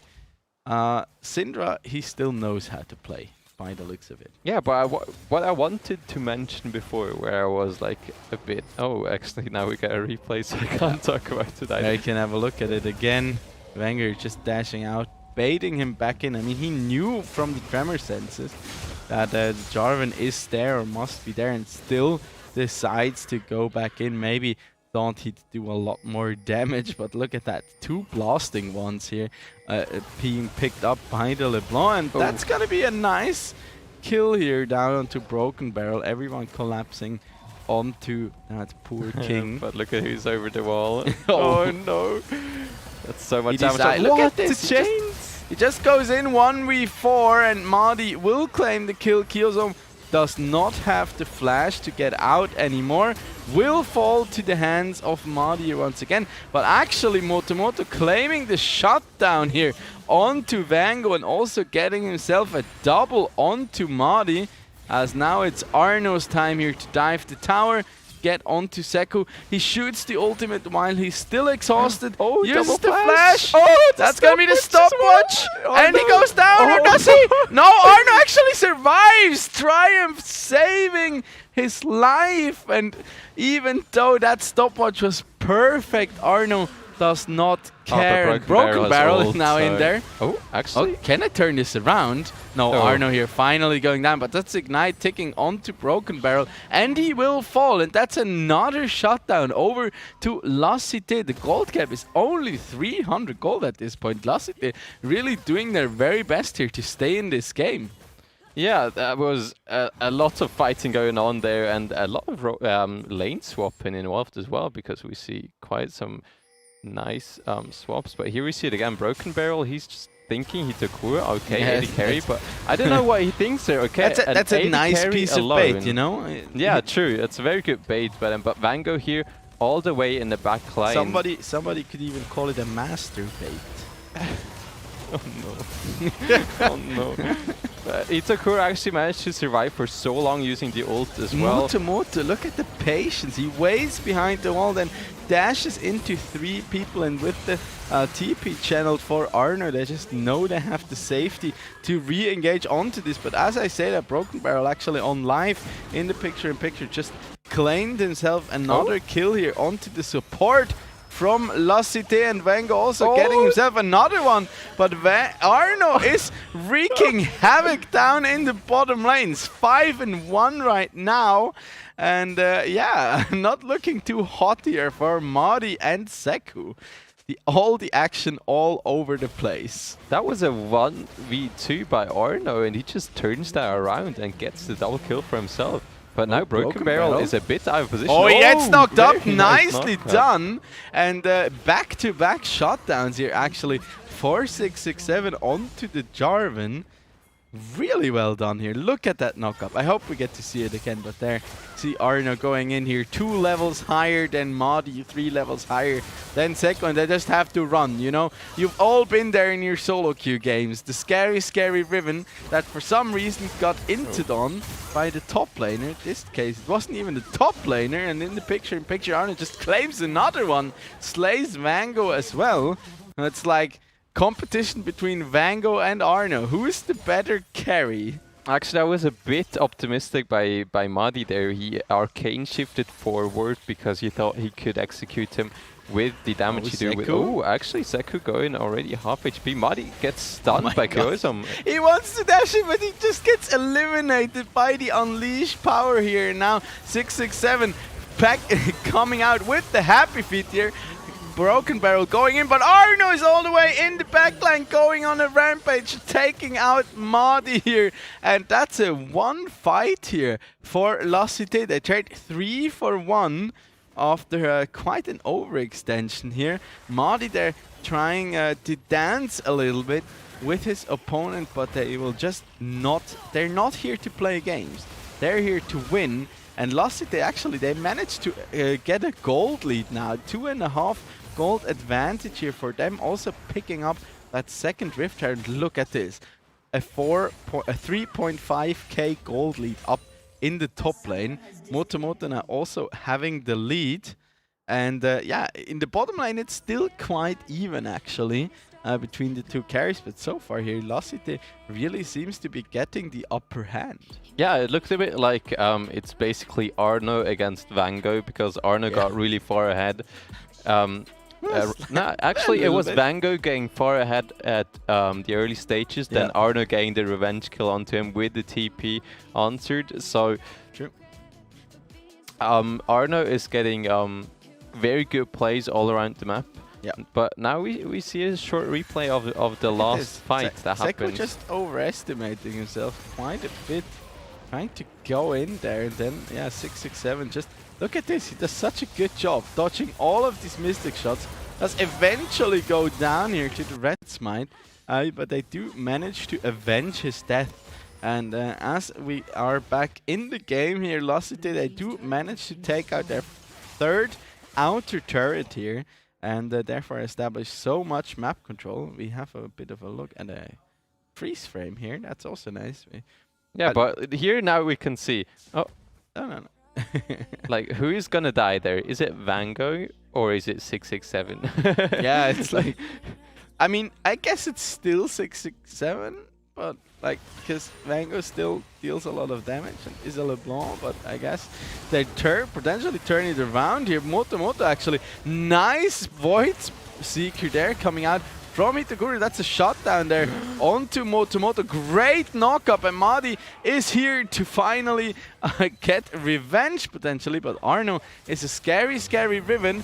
There's Sioser with the horn. Arno does have to flash out. A nice flash knock-up coming out from Broken Barrel, but unleashed power. And Arno is now free to wail away. Look at this, Godric. He will just not die. Can take everybody down. Sioser is all on his lonesome, and that will be another killer going over to 6-6-7. Like a 4-for-0 trade, actually, is it? Yeah, it's a 4-for-0 trade. That's insane. Yeah, it's like, it looked so good. It was the first like yes, Yosu can actually get in here as well. Horn, Arno had to flash away, and then Motomoto had a really good ult, and yes, it just all fell apart. Yeah, it's like, look at this, 10k on the Riven right now. 9-1 here for Arno. That's just so insane. And they do pick up their second dragon now. Lacite being in the lead here quite significantly, about 5,000 gold separating the two teams. And I mean, Arno, he has so much cooldown reduction already. Having the tier 2 boots completed, plus the gold drinker, plus that black cleaver. And I think, yeah, he'll just get a hex drinker in here. Actually, I think I've never seen more of the Mortius on Arno, but it makes so much sense here, especially against that fed LeBlanc here, to stay alive, get some more cooldown reduction, get some magic resist, and some lifesteal, because, fun fact, Gold Drinker does scale with cooldown reduction, and between spamming all of his abilities and pressing those Gold Drinker actives over and over, he has so much durability, and he's already level 13 here. Yeah, but to be honest, who now can kill Arno?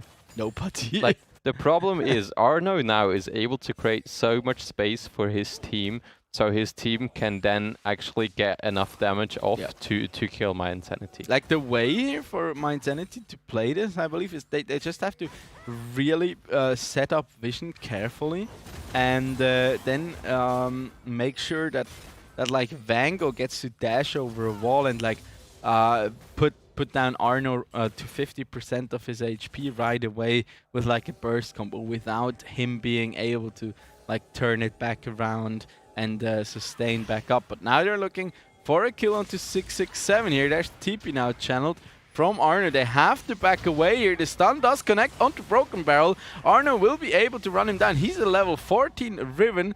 Super scary, but Broken Barrel dashes over the wall here, does try to run for the hills. They do pop the Rift Herald here to create some pressure and potentially setting their sights into the Baron here. And Motomoto going on to Vango, who now has to run for the hills. He gets taken out here actually by Motomoto, who's just online here on his Rek'Sai. And I mean, we doubted him a little bit, and Broken Barrel now finally going down here after his escape attempt through the enemy jungle, and now that will be a sure Baron here being picked up for La Cité.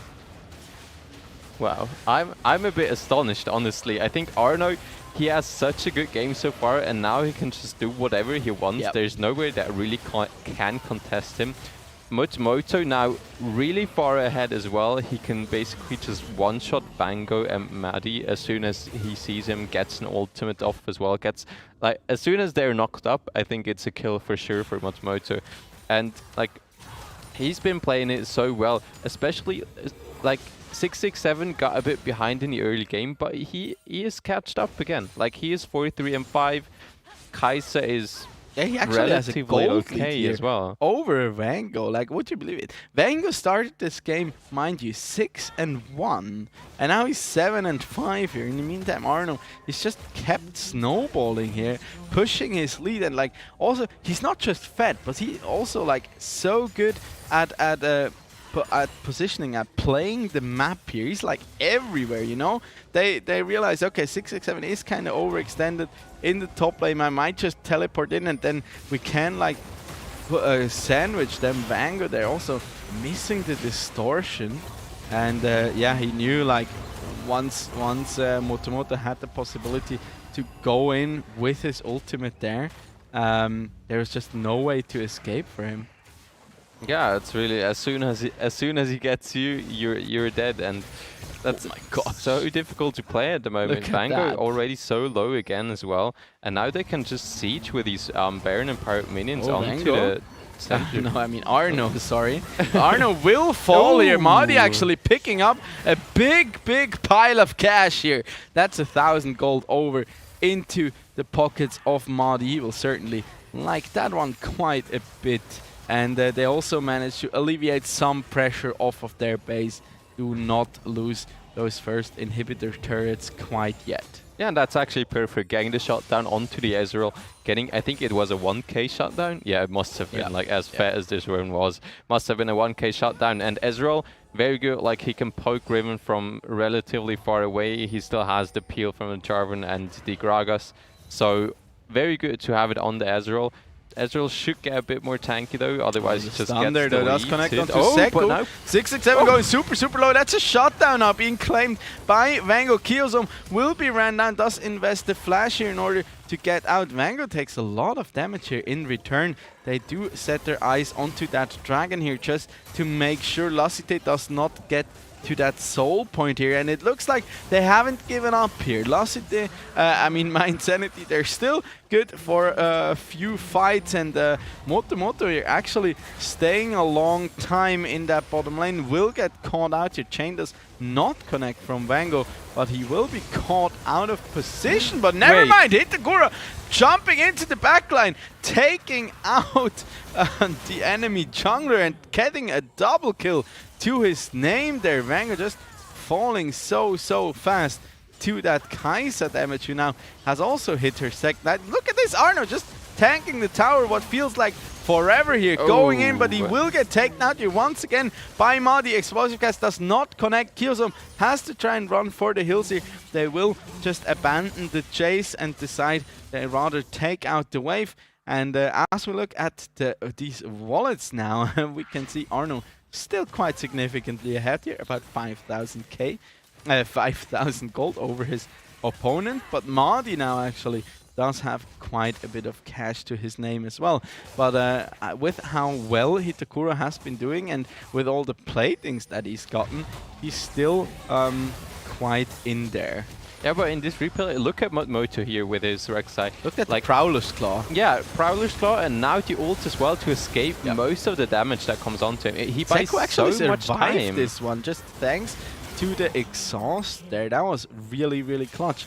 But then Hitakura just flying in, then being like, see, they're real brothers in arms here on the side of Lassite. They're like, no, we don't let anyone just die out. We fight for each other, you know. But then Arno really overstepping here, catching a bit of that Vango syndrome as well, by the looks of it. And yeah, them getting some cash back here. But it's still a 7k gold lead here for Lassite. Let's not kid ourselves. Yeah, I mean, it's still a big lead, and the Riven still is level 15 and so far ahead. That's like the lead on Riven is those 7,000 gold. Yeah, exactly. And the thing is, like, Riven would not have died if she was not standing underneath the tower all this time. Yeah. Like, the Ezreal Mystic shots, they should deal some damage, but to her it's like, okay, yeah, you tickle me a bit there with your Mystic shots, please stop it. So they really have to find a way how to shut down this Riven. Like, Ezreal getting stronger, getting the shutdowns, getting the kills is very good because he is able to put out a lot of damage. But if he has to focus everything onto the Riven, then the rest of the opposing team is just gonna jump onto you and eliminate your front line faster than you can eliminate the other front line. Certainly so, and here we can also see like the problem that's starting to show here with Mind Sanity's draft as Hitakura just flying in there and taking out Madi within seconds here. What a play. He really seems to feel himself now.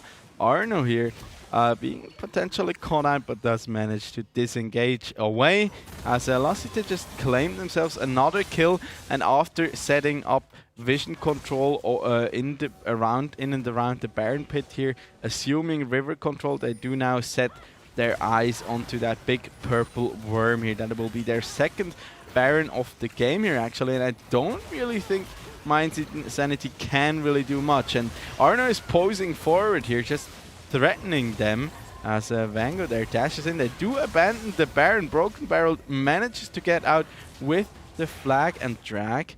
And yeah, Mind Sanity, they just want to be stalling here, just want to get them away from Baron. As Madi now comes back in, another ram there is interrupted by a nice stun coming out from Arno, but they do eventually decide to back away from that objective here. So a win here for the books of Mind Sanity. Oh, Mind Sanity, they played out so well. They did not overextend. Arno was trying to zone them, but all four of them were coming. The problem here was like Arno, they can't kill Arno. They know that because they don't have an Ezreal.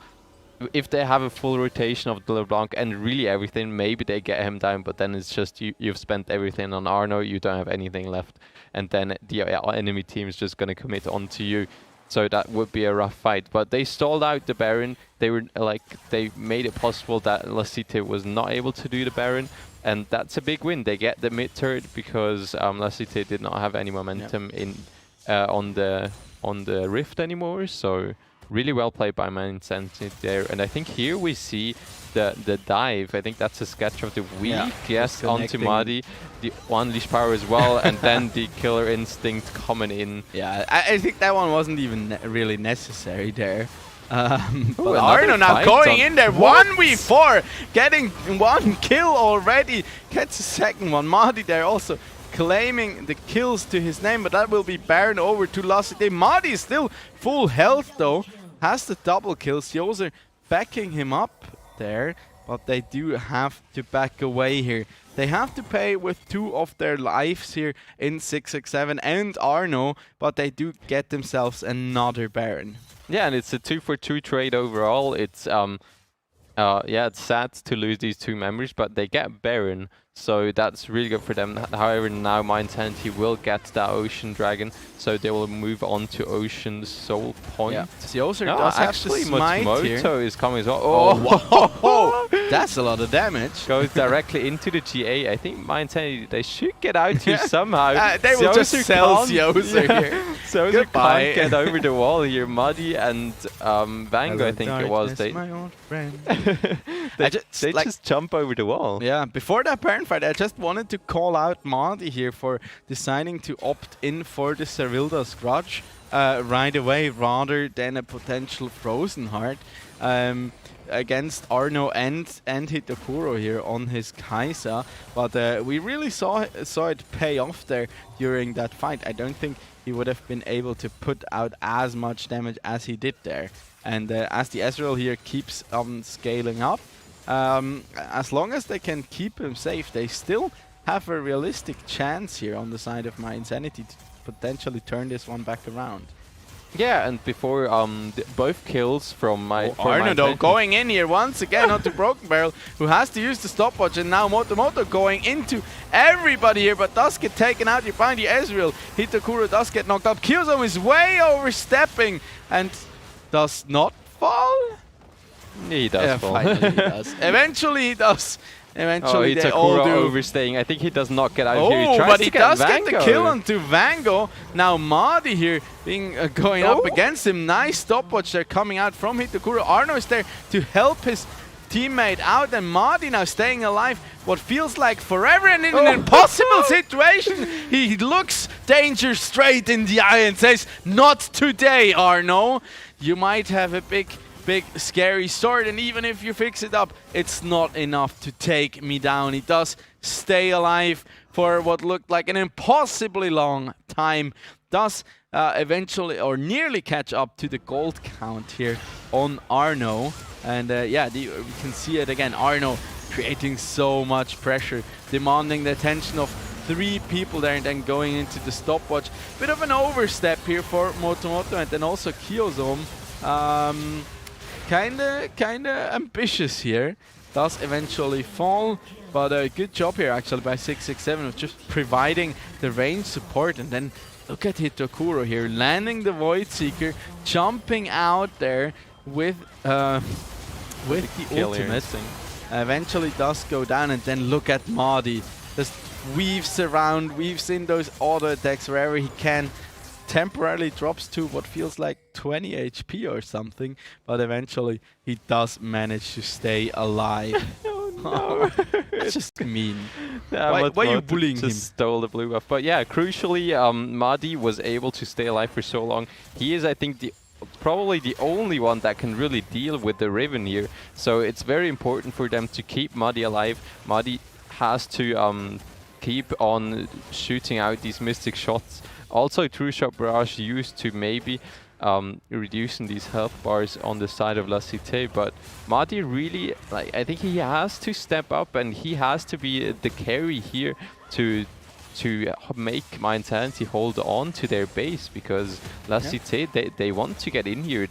they Mind Sanity don't have any turrets here anymore, so they are like they're not really overextending, but they don't really have the safety of the turret anymore. So La Cité could commit here, but it's a bit of a Mexican standoff here. Yeah, so it really looks like it here, and I mean, that's the big difference compared to the draft we had before, as Vango there nearly dies to that single unleashed power, and now they are going in. The horn is called. Broken Barrel gets it to hit the Kuro though. Does he fall? Not quite. The Cataclysm is not popped yet. Arno is exhausted. Vango connects the chains and they do manage to take him down. Maybe no, the Goredrinker will save him for quite a long time. Now Kyozome gets knocked up. That's a double kill over to Broken Barrel. They do claim 2 and lose none so far. Seku now trying to get back onto 667. The auto attack does not connect, and now Madi here going super low is caught between 3 members of La Cité. That will be the shutdown over Vango, to maybe. them, and Vango is now in there, does get knocked back and stunned up, but it's still enough to claim the kill onto 667 as Seos are teleporting in there, and they really want to get that Dragon Soul here, as it is the Ocean Soul spawning in 10 seconds. Heavily contested, I think. Yeah, but actually they have to be careful about the base. Mind here, they decide against it. They know, okay, teleport from Arno is up.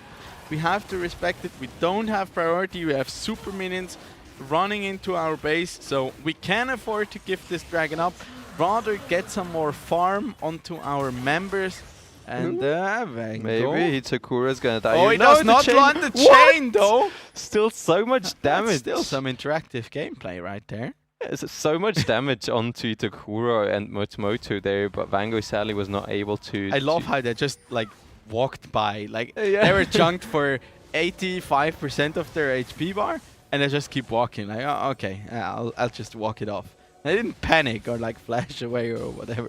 Well, they didn't have flash, but you know what I mean. Yeah, but crucially, there are inhibitor minions running into the Mind Sanity base. So I think this Ornn, he was on minion kill duty all game long. Yeah. And here we get a very nice replay. So Vango already going super low here.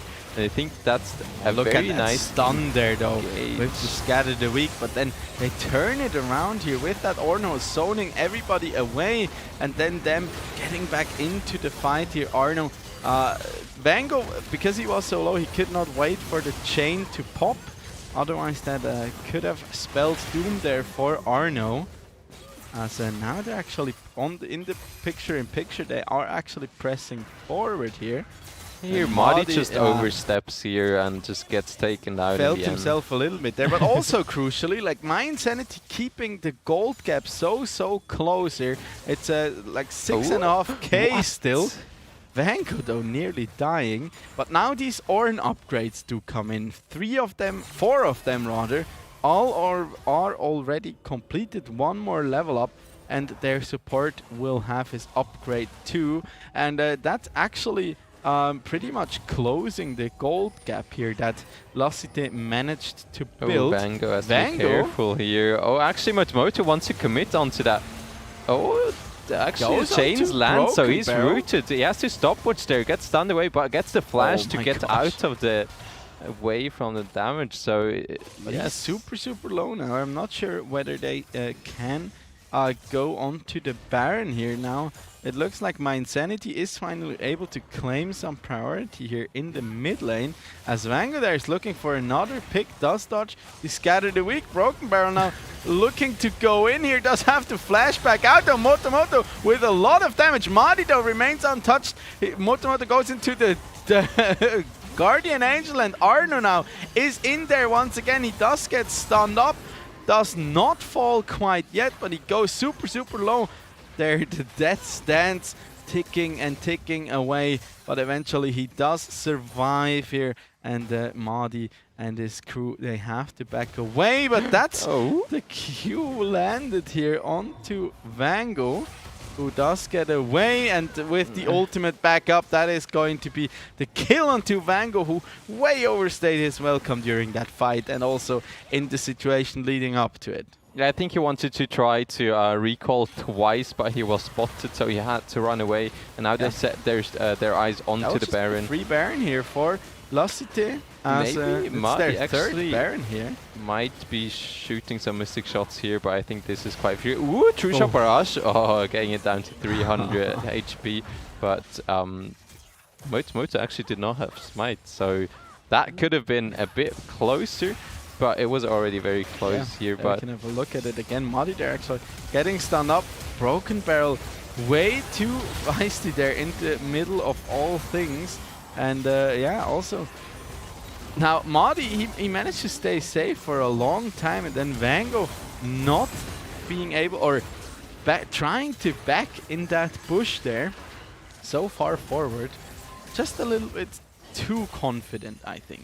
Yeah, but crucially, I think it's so nice to see Siozu and Seku just really protecting Madi. It's so nice to see. And they know that's their win condition, I mean. Yeah, exactly. Like, they block a lot of damage, they make sure he is safe. If someone wants to get onto him, they try to get him away, try to get Madi safe. So as long as Madi is safe in these fights, he can be the difference maker. He can try to turn a fight all by himself. Now Chains did connect, and but like let's not forget, if Vango manages to surprise, interesting stopwatch, manages to surprise somebody like Hitokuro, who still doesn't have a Guardian's Angel, he'll just be dead in like the blink of an eye. So there's always that possibility here, and Vango just trying his very best to poke them out wherever he can. Drake is up, so I think they're just wanting to do that Drake. They have the river control, so they start up the Drake, and I think that's gone. Like, that's so fast, and that's Ocean Soul for Lassité with a Riven. Yeah. Good luck killing her, like ever. I mean, they do at least have a bit of healing reduction on Sioser, but like, we're back to Korean advice. Just don't hit him. You know? Just hit the rest. Yeah, I mean, like, now it's getting really difficult because Arno, he can almost do whatever he wants because, like, he's almost unkillable. Madi needs to do a lot of damage to him, but otherwise he can't go down. And at the same time, 4 of the players from Lassité are just pushing onto that mid inhibitor, so Madi has to go and defend Vango there getting stunned up. Once again, there's the horn being called, does not connect onto anybody. 667 taking out Vango with the unleashed power. Hitokuro now flying in onto Madi, who does still have his Guardian Angel. And Broken Barrel here being 1v1 by the support. Arno now charging in there, taking out Madi once and for good.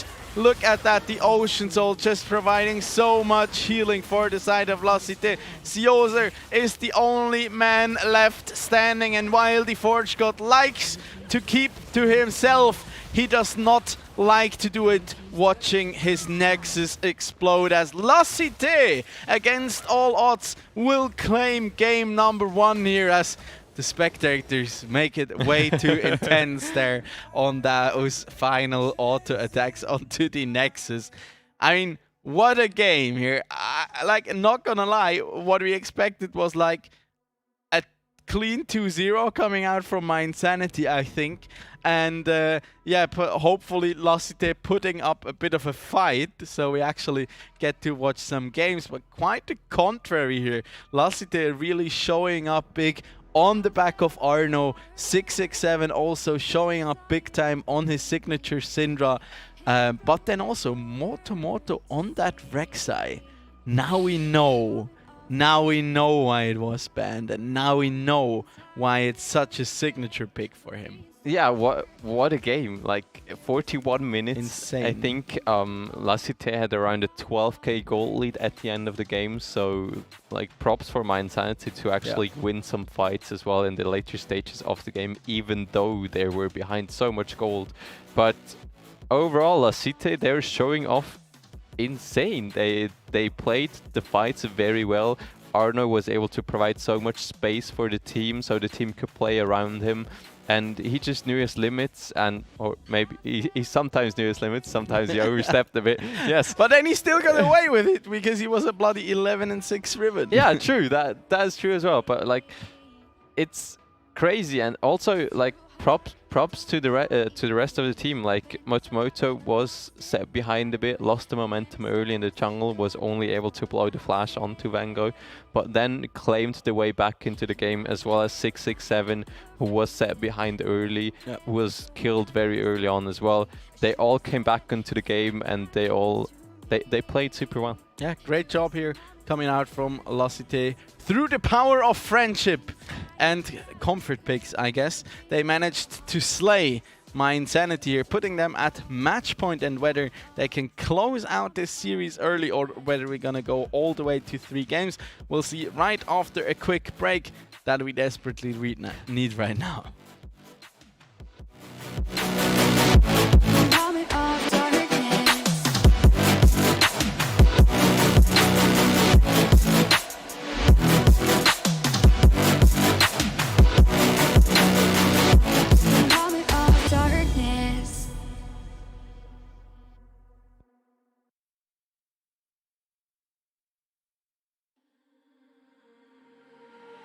We're stuck in your car on a Friday night, and we laugh over stuff we try not to talk about. Still your smile keep on heating up the climate, and all the blood to my cheeks are rushing out, yeah, yeah. And by accident, you're getting closer. Oh, can you tell me something, tell me something? Is it a wild shot of letting you know that you're the topic of all of my thoughts, yeah? 'Cause I'm so sick of this friend zone.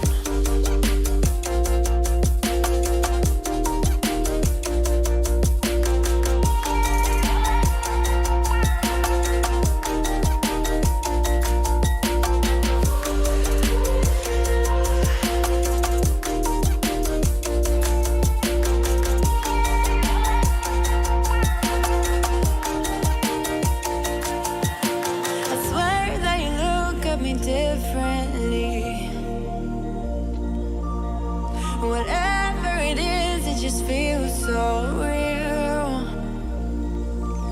And your eyes keep on talking in the silence, and all the blood to my cheeks are rushing now, yeah, yeah. And I'm hoping you are getting closer.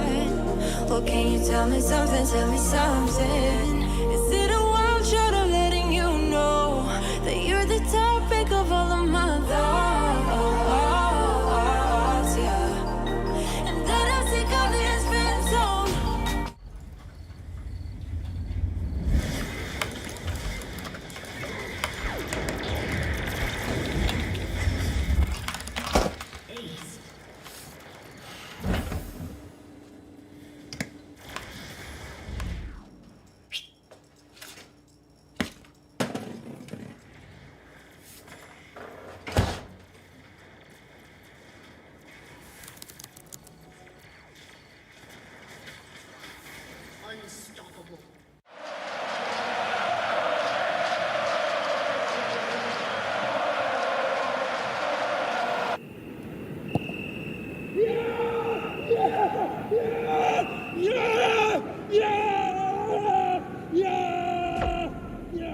Start your esports career now at play.eslgaming.com.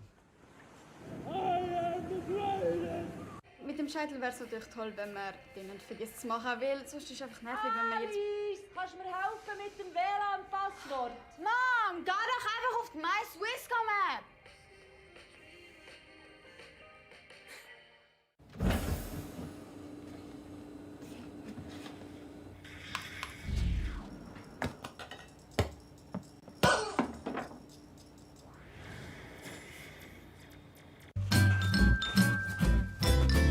You ready? Huh? Hey, he's a good boy, huh? You ready? Huh?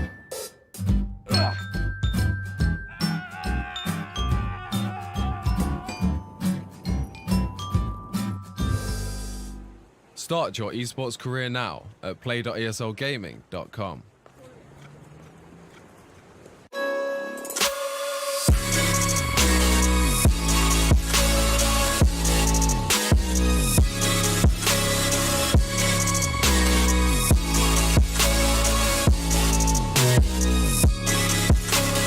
You love it, you wear it. What's your style? Get your merch at shop.eslgaming.com.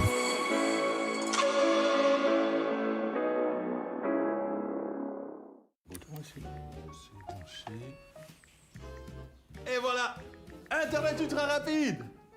Toujours pas. Bah non. Ouais, allô? Ouais, écoutez, j'ai un souci familial. Ça marche pas. What's your style?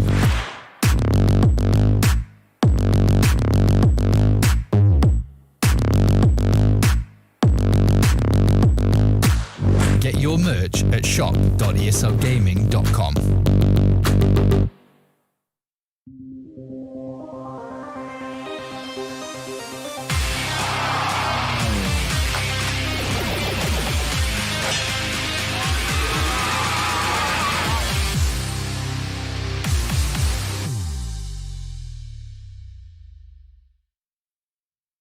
Welcome back, everybody, to the Swisscom Euro League, powered by ESL, with our League of Legends semi-finals number 2 here, and it was quite the exciting one we already got to witness. My name's Don Rigoni, and with me here is Safair, who I think is still shaking a little bit if I look at you.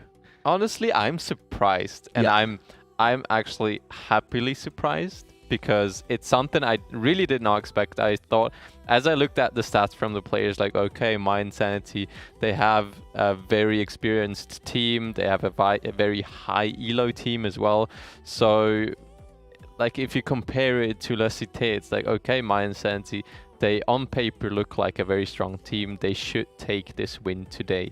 However, in the game we've just witnessed, what a performance by Arno. Yeah. Like, Riven top.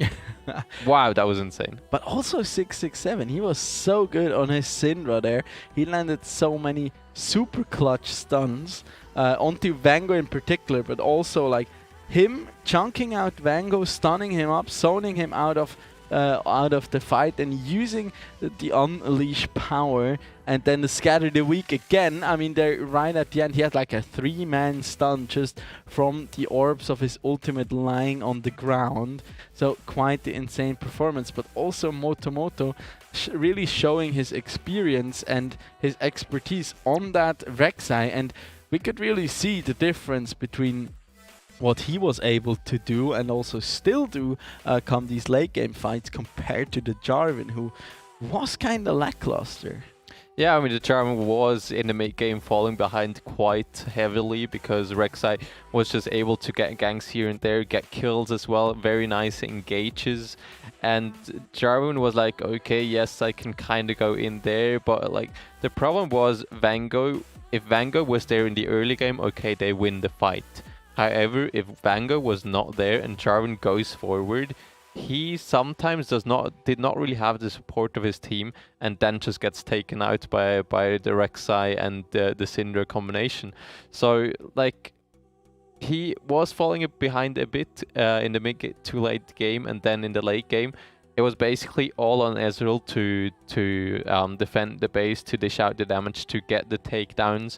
But yeah, like as an AD carry, it's super difficult, especially in the late game, when everyone really wants to kill you because you are the difference maker of the team. I mean, Marty was like the last threat that My Insanity was like clinging to in the end, because he was the only person who like had still consistent damage output. Vango was zoned out so well by this CC heavy comp coming out from the side of La Cité, that he barely could enter any fights, even though he like got an insane lead early on, but also partly to I think a little bit of overconfidence. He kind of threw that one away.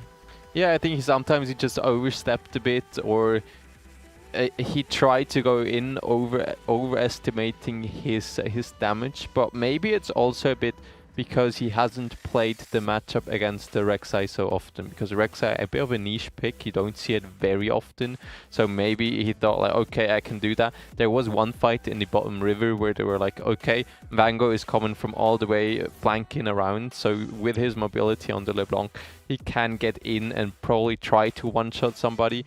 But he was just not able to get out again. And then he's getting caught and yes, it's just like when he's ending up in a bad position, you can't get out anymore, and you give over a shutdown, and that rolls into momentum for the opposing team. Yeah, I think that was kind of the crucial moment for this first game when like so many of these early on acquired shutdowns by Mindsanity went over to La Cité, and yeah, there you can really see how it can just turn within like 1 or 2 well executed team fights where they like got a 3-for-1 trade, got like a 2-for-0 trade, got onto the Baron. Like they were really able to catch them off guard.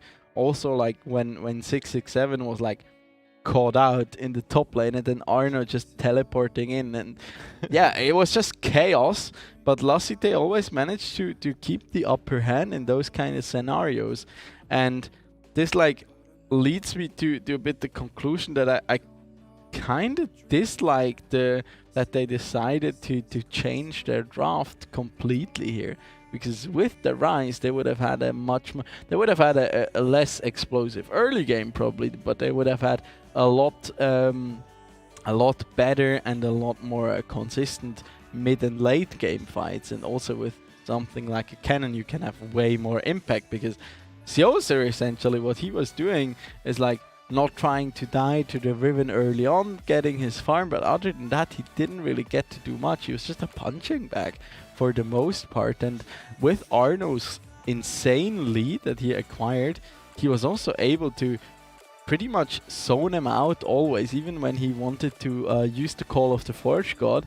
I think 5 out of 6 times he was like stunned by Arno, and he couldn't even recast his ultimate. Yeah, I think we have to give Arno props for that, but also I think Arno was so good at getting all of his team ahead, because he got the lead through TPing into the bot lane. He got the first kill there, got a shutdown from Vango, and then like he basically pushed in the wave because he could match Ornn quite easily, and then he did not just stay top and try to split push, try to get the first turret, but he also tried to get his leads towards other lanes, get everybody a bit ahead, and he did that so well, so the whole team kind of recovered, especially 667 in the mid lane, so he was able to come back into this game. But heading into the draft, we already see a bit of similarity to the last one, Silas and Graves ban being the first one. Noteworthy though that they decided to switch sides here.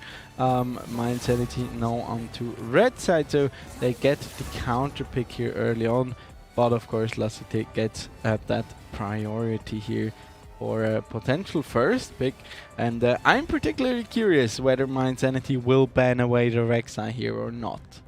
Yeah, Rek'Sai was definitely a strong pick, and maybe if they don't know how to handle it, they'll ban it away.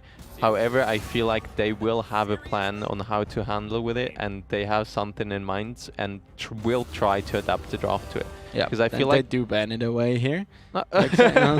well, it's just like, okay, we could risk it, but like we kind of don't wanna. This of course leaves the Thresh open. Rakan was banned away. That is left for the taking here for the side of La Cité.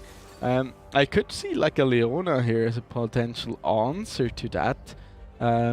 Probably not the Pike, or like maybe yes, the Pike. Zeku also plays a lot of Seraphine though.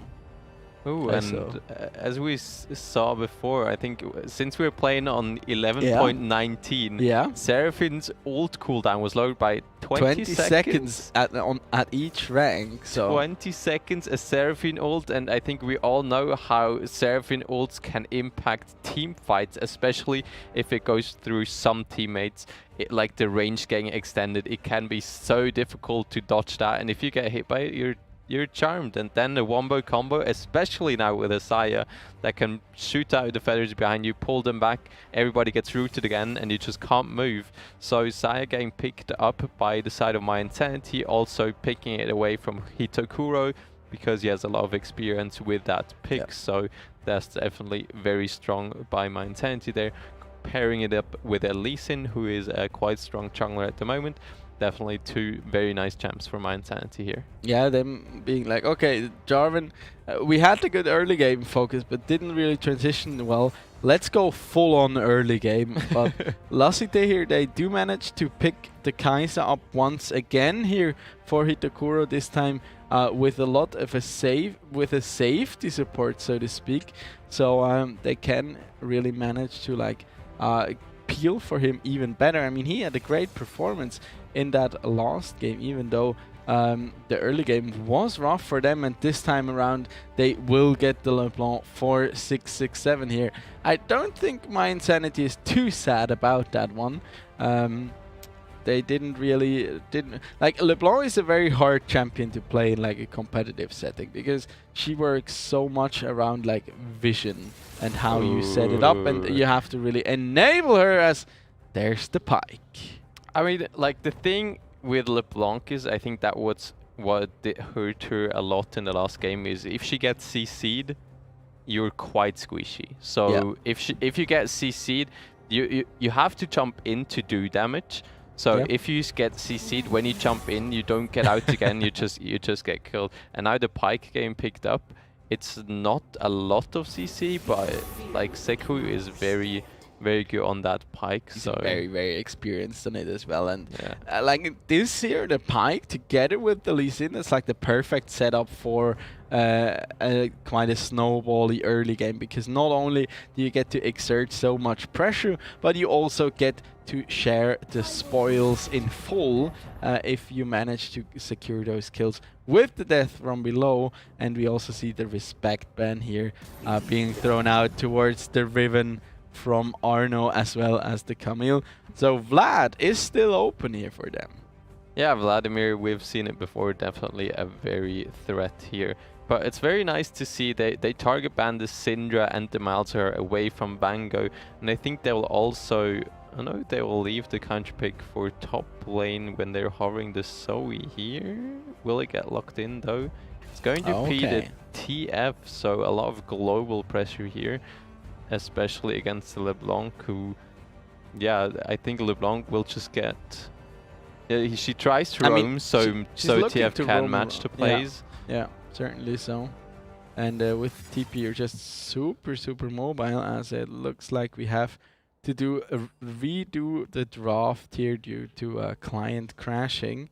So yeah, we'll quickly get that back as soon as we can. And yeah, so far draft looks quite promising here.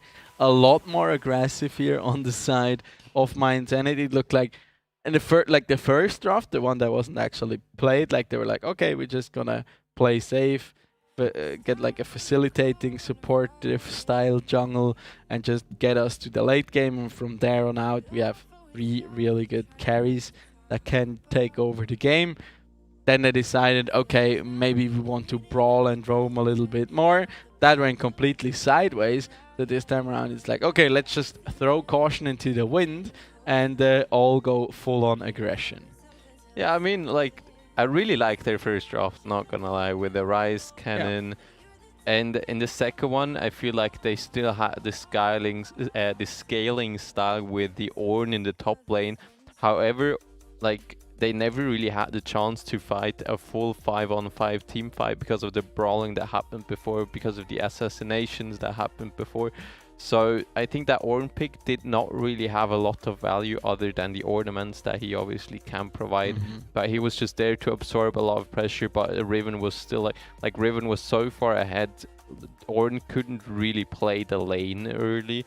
So he just tried to like absorb a lot of pressure, which he was able, but at the later stages of the game, he did not provide a lot of value towards that team composition. So he was just there like trying to peel for his AD carry, but not really doing much more. So maybe we'll see something that can do a bit more playmaking as well, that maybe has a bit more comfort as well for Siozer in the top lane. So yes, if this, oh yeah, it was TF, so Siozer has the counter pick, so I guess that will help him definitely quite a lot.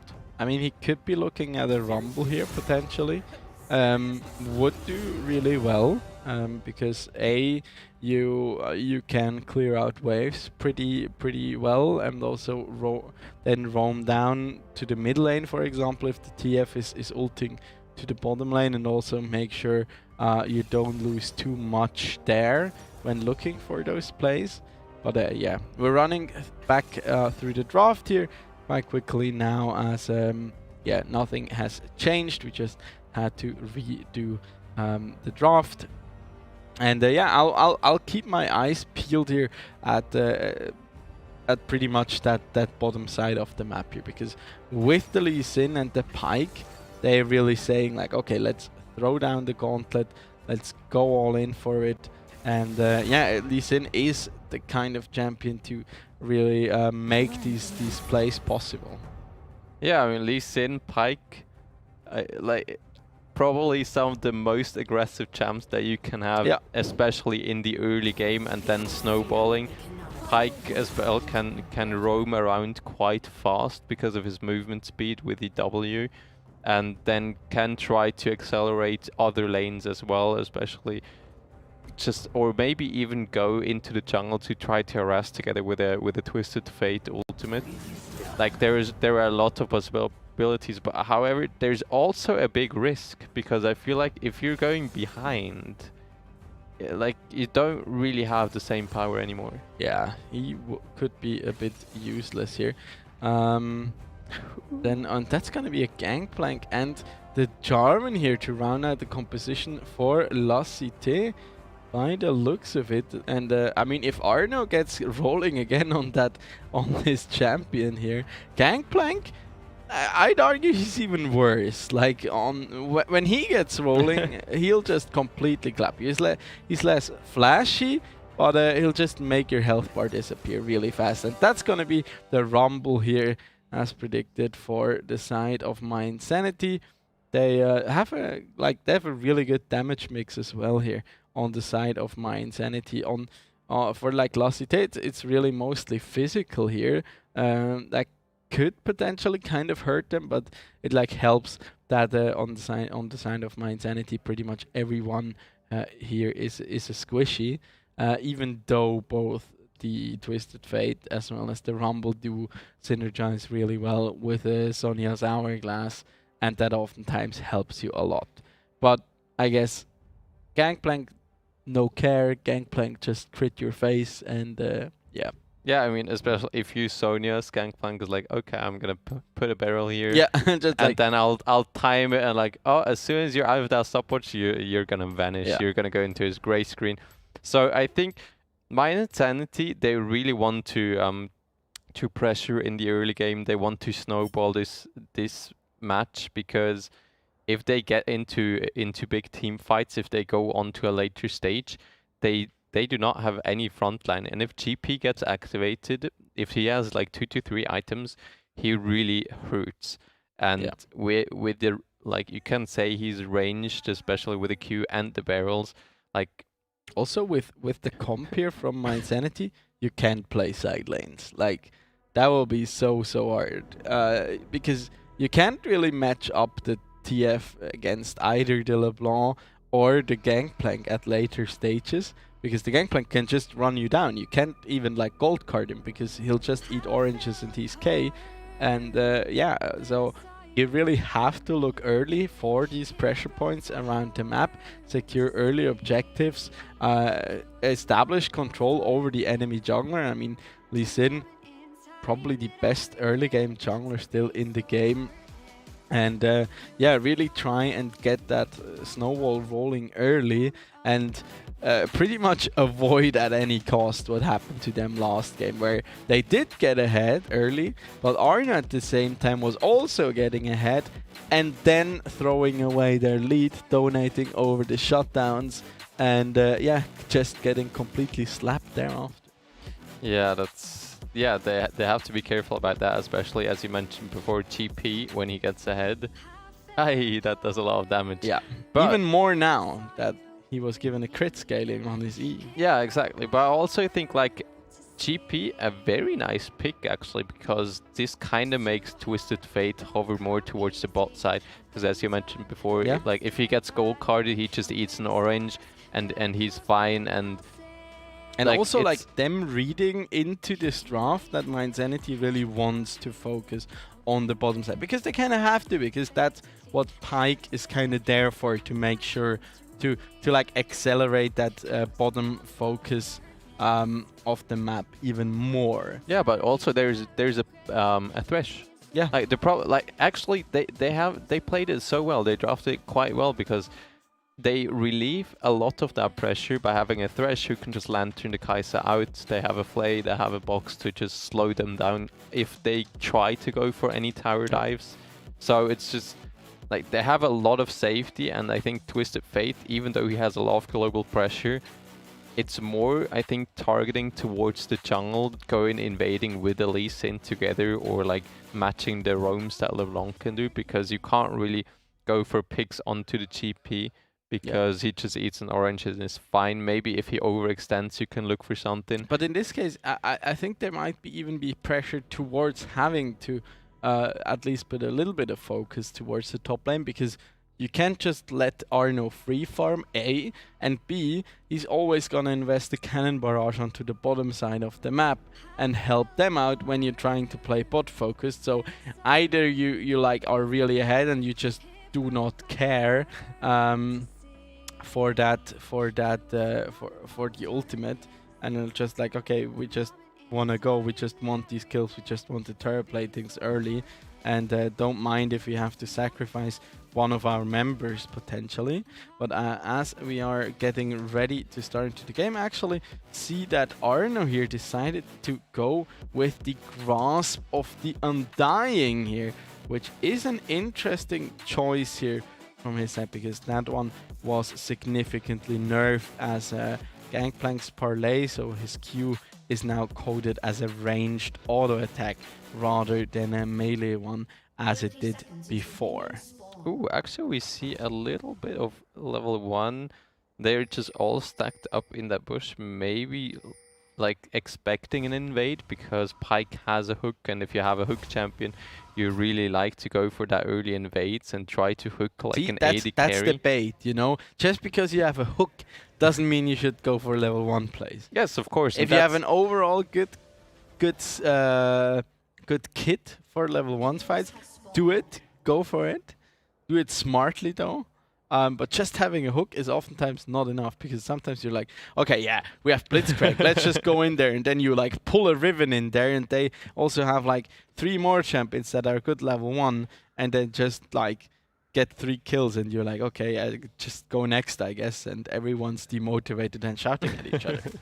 Yeah, true. And I guess like on this level, you kind of like, they know which champions they're more likely looking for an invade, so they're just covering this bot side in case of an invade. So if they would go in but Mindsanity, they know, yes, they could know that we're trying to go for an invade, so we're not gonna like risk it, and they are, yes, no huge level 1 shenanigans going.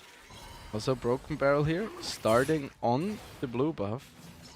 Making sure he does mirror the pathing coming out from Motomoto. Actually just does a buff to buff clear here, and potentially will be looking for some early game action, maybe in the top lane here, onto that Rumble. Make sure they set them behind, and set Arno especially up for success here in this matchup.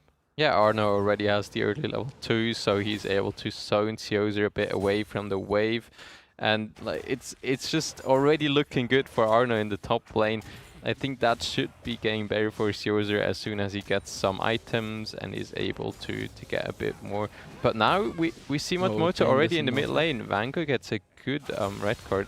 But Broken Barrel is here as well, so Motomoto has to be careful here. Vango, does he have a gold card ready? He now does, but I think they're already too far underneath. He does not have the Q up though. and only hits it onto the cannon minion there, but Seku nearly going down there to a nice engage down in the bottom lane by Kyozom and Hitokuro. So, so far they seem to be quite content here down in the bottom lane. Also interesting that Seku actually decided to go for the Hail of Blade, so going full-on aggression rather than the Aftershock we also sometimes still see. Yeah, I mean, they drafted aggressive, so I guess he kind of has to match that draft. But so far, it doesn't really look too good on the bottom side. They get pushed in quite heavily. They still have all the summoners left, whereas Kyozom already used his Ignite. They get some nice hooks, but I think Madi on his Saya, he just does not do insane damage early. Okay, now Chain this time around does land. There's the flash in from the Jarvan. Wango does get stunned up and has to use the flash there in order to get away. Broken Barrel though really healthy. That's first blood here once again over to the Twisted Fate, and there's another kill being claimed by Seku as they are engaging onto Itakuru, who tries to flash away. Madi does not quite get the last all attack off, and that will be a 1-for-1 down in the bottom lane here, trading the supports. But Broken Barrel here hits the Q, gets back on to 667, and no matter where you dashed your LeBlanc, that will still connect, and he does get the kill onto the pesky Illusionist there. Oh, actually, Vango going in on Vango. Vango gets a stun Broken Barrel card. is there again with the shield. Moto now caught off guard, and that's a nice juicy bait here once again as Broken Barrel claims his second kill of the game. And yeah, that's a Lee Sin off. That's off to the races here. Yeah, so far very good. Lee Sin already has 2 kills. Some very nice interactions there with a Q, where he's just jumping right from here and there. Actually, Seku now might... Okay, he's not really in Just too once much again to trouble. reset. Does A he bit get of a it out? But- nuisance. All right.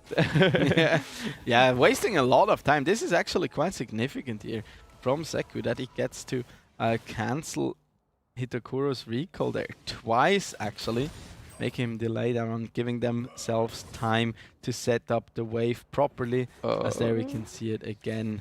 Yeah, him trying to get away. Oh, the prediction with the Q.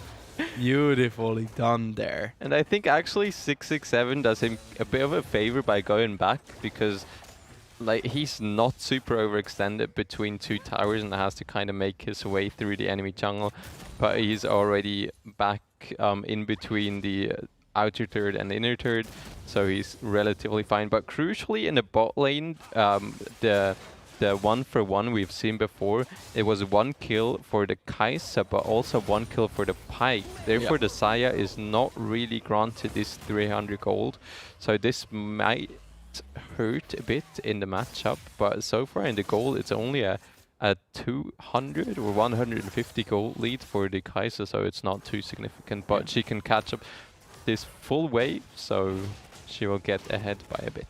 But some decent leads here already being built on both Broken Barrel and Wango here once again, as Wango managed to claim the first, but then of course with the TF passive he also does get some additional gold every time he last hits a minion. And yeah, him having completed those Mercury threats early will make it a lot more comfortable in laning against the LeBlanc here. So he can stay a lot safer, is not prone to being bursted out as quickly, especially as LeBlancs these days usually start with the refillable potion. And here we see a little cheese by Mind Sanity to maybe catch them out off guard, but I think they knew it, so they did not let them catch themselves. So we see Broken Barrel though already going for early invades. He's behind the bot lane here, so maybe you spot them out, and there's the TF as well. Destiny Gate, they're coming in, nice pullback onto Itakura. There's the kick onto Kyozom, does not line them up both together. Would have been nice one for the montage, but they do still get 2 kills here down in the bottom lane. Exactly what we mentioned earlier on during the draft, them really wanting to play around that bottom lane there, and with such a strong Lee Sin here, plus the Destiny Gate coming out from Vango here, they do manage to secure themselves 2 clean kills. Yeah, what a nice interaction though. We will see it again. TF coming with a stun card, and Thresh tries to play them away, but he immediately gets kicked away.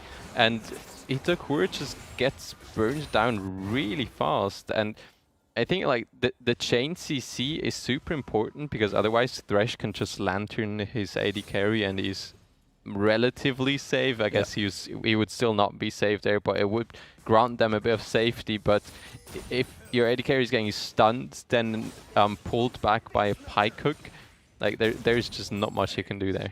Look at Seku, that is confidence. He rushed the mobility boots right away, and now he'll be terrorizing the entirety of the map after him and his laning partner did get off to such a good start here, as Vango here might be caught out.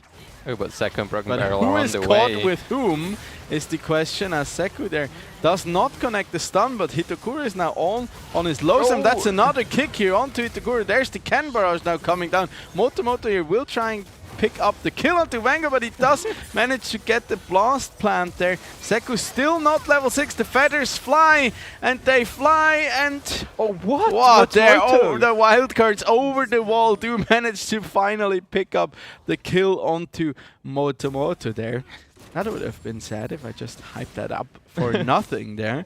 But yeah, a lot of cooldowns expended here, especially in the summoner spells department, as I think that was a 2-for-1 trade overall. And yeah, Vango escaping not just by the skin of his teeth, but also with that 350 gold shutdown. Yeah, but it was really well played by Motomoto. He really knows how much damage he can take. Kyozum here gets caught a bit, I think, because Vango knows that he's there, gets the stun card immediately off. And now Kyozum, he takes so much damage from Broken Barrel, and he just gets him. And he took Kuro in the backline. Vango goes into the stopwatch, but they meet it. Oh, okay. Action goes on.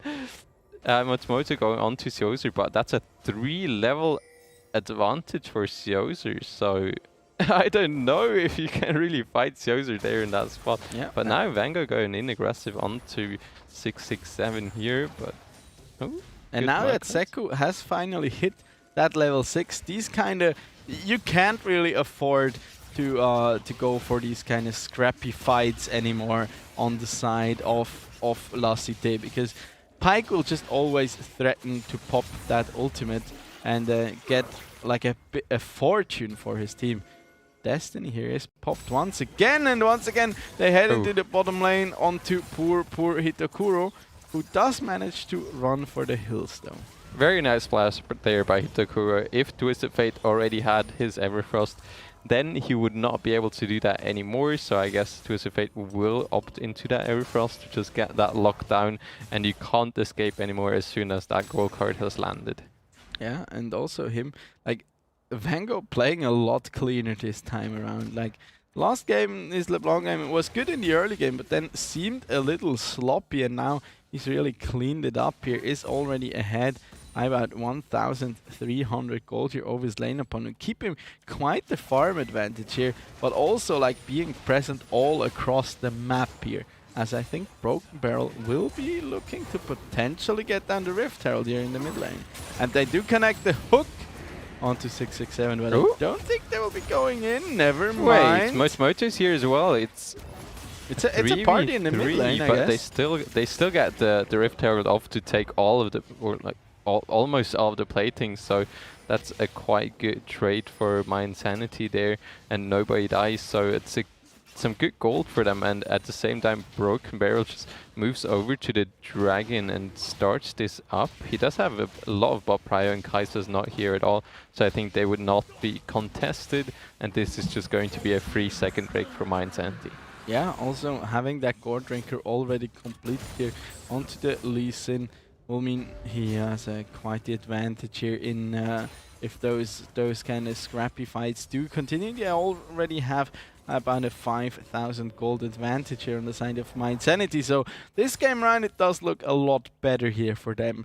A lot more methodical, a lot more is still possible here for them, rather than having a Riven up against you who's like 5-0.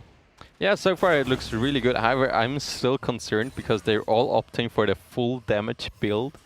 So if they're getting caught out by a LeBlanc guy by a Kaiser that can jump in as well, by a Jarvan that does quite a lot of damage with his ultimate as well, and then a Gangplank ultimate on top and some barrels. Like, I think they just blow up really fast. And here Madi is actually needs to get his ultimate, escapes the hook.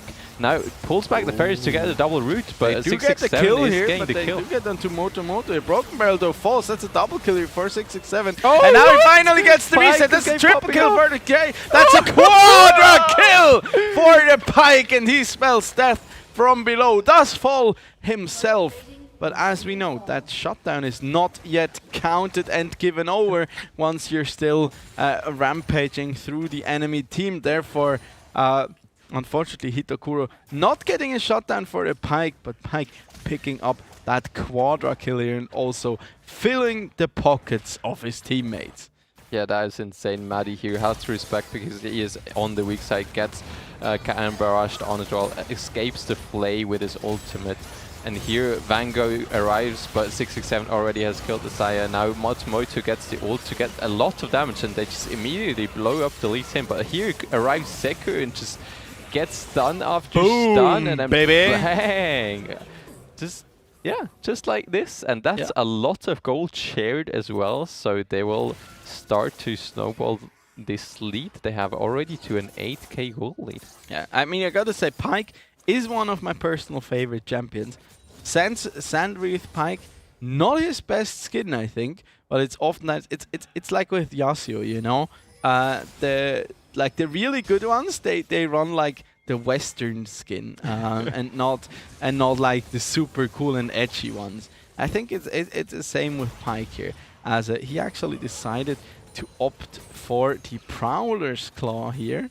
I'm quite curious which build Seku is gonna be running here on his beloved Pyke.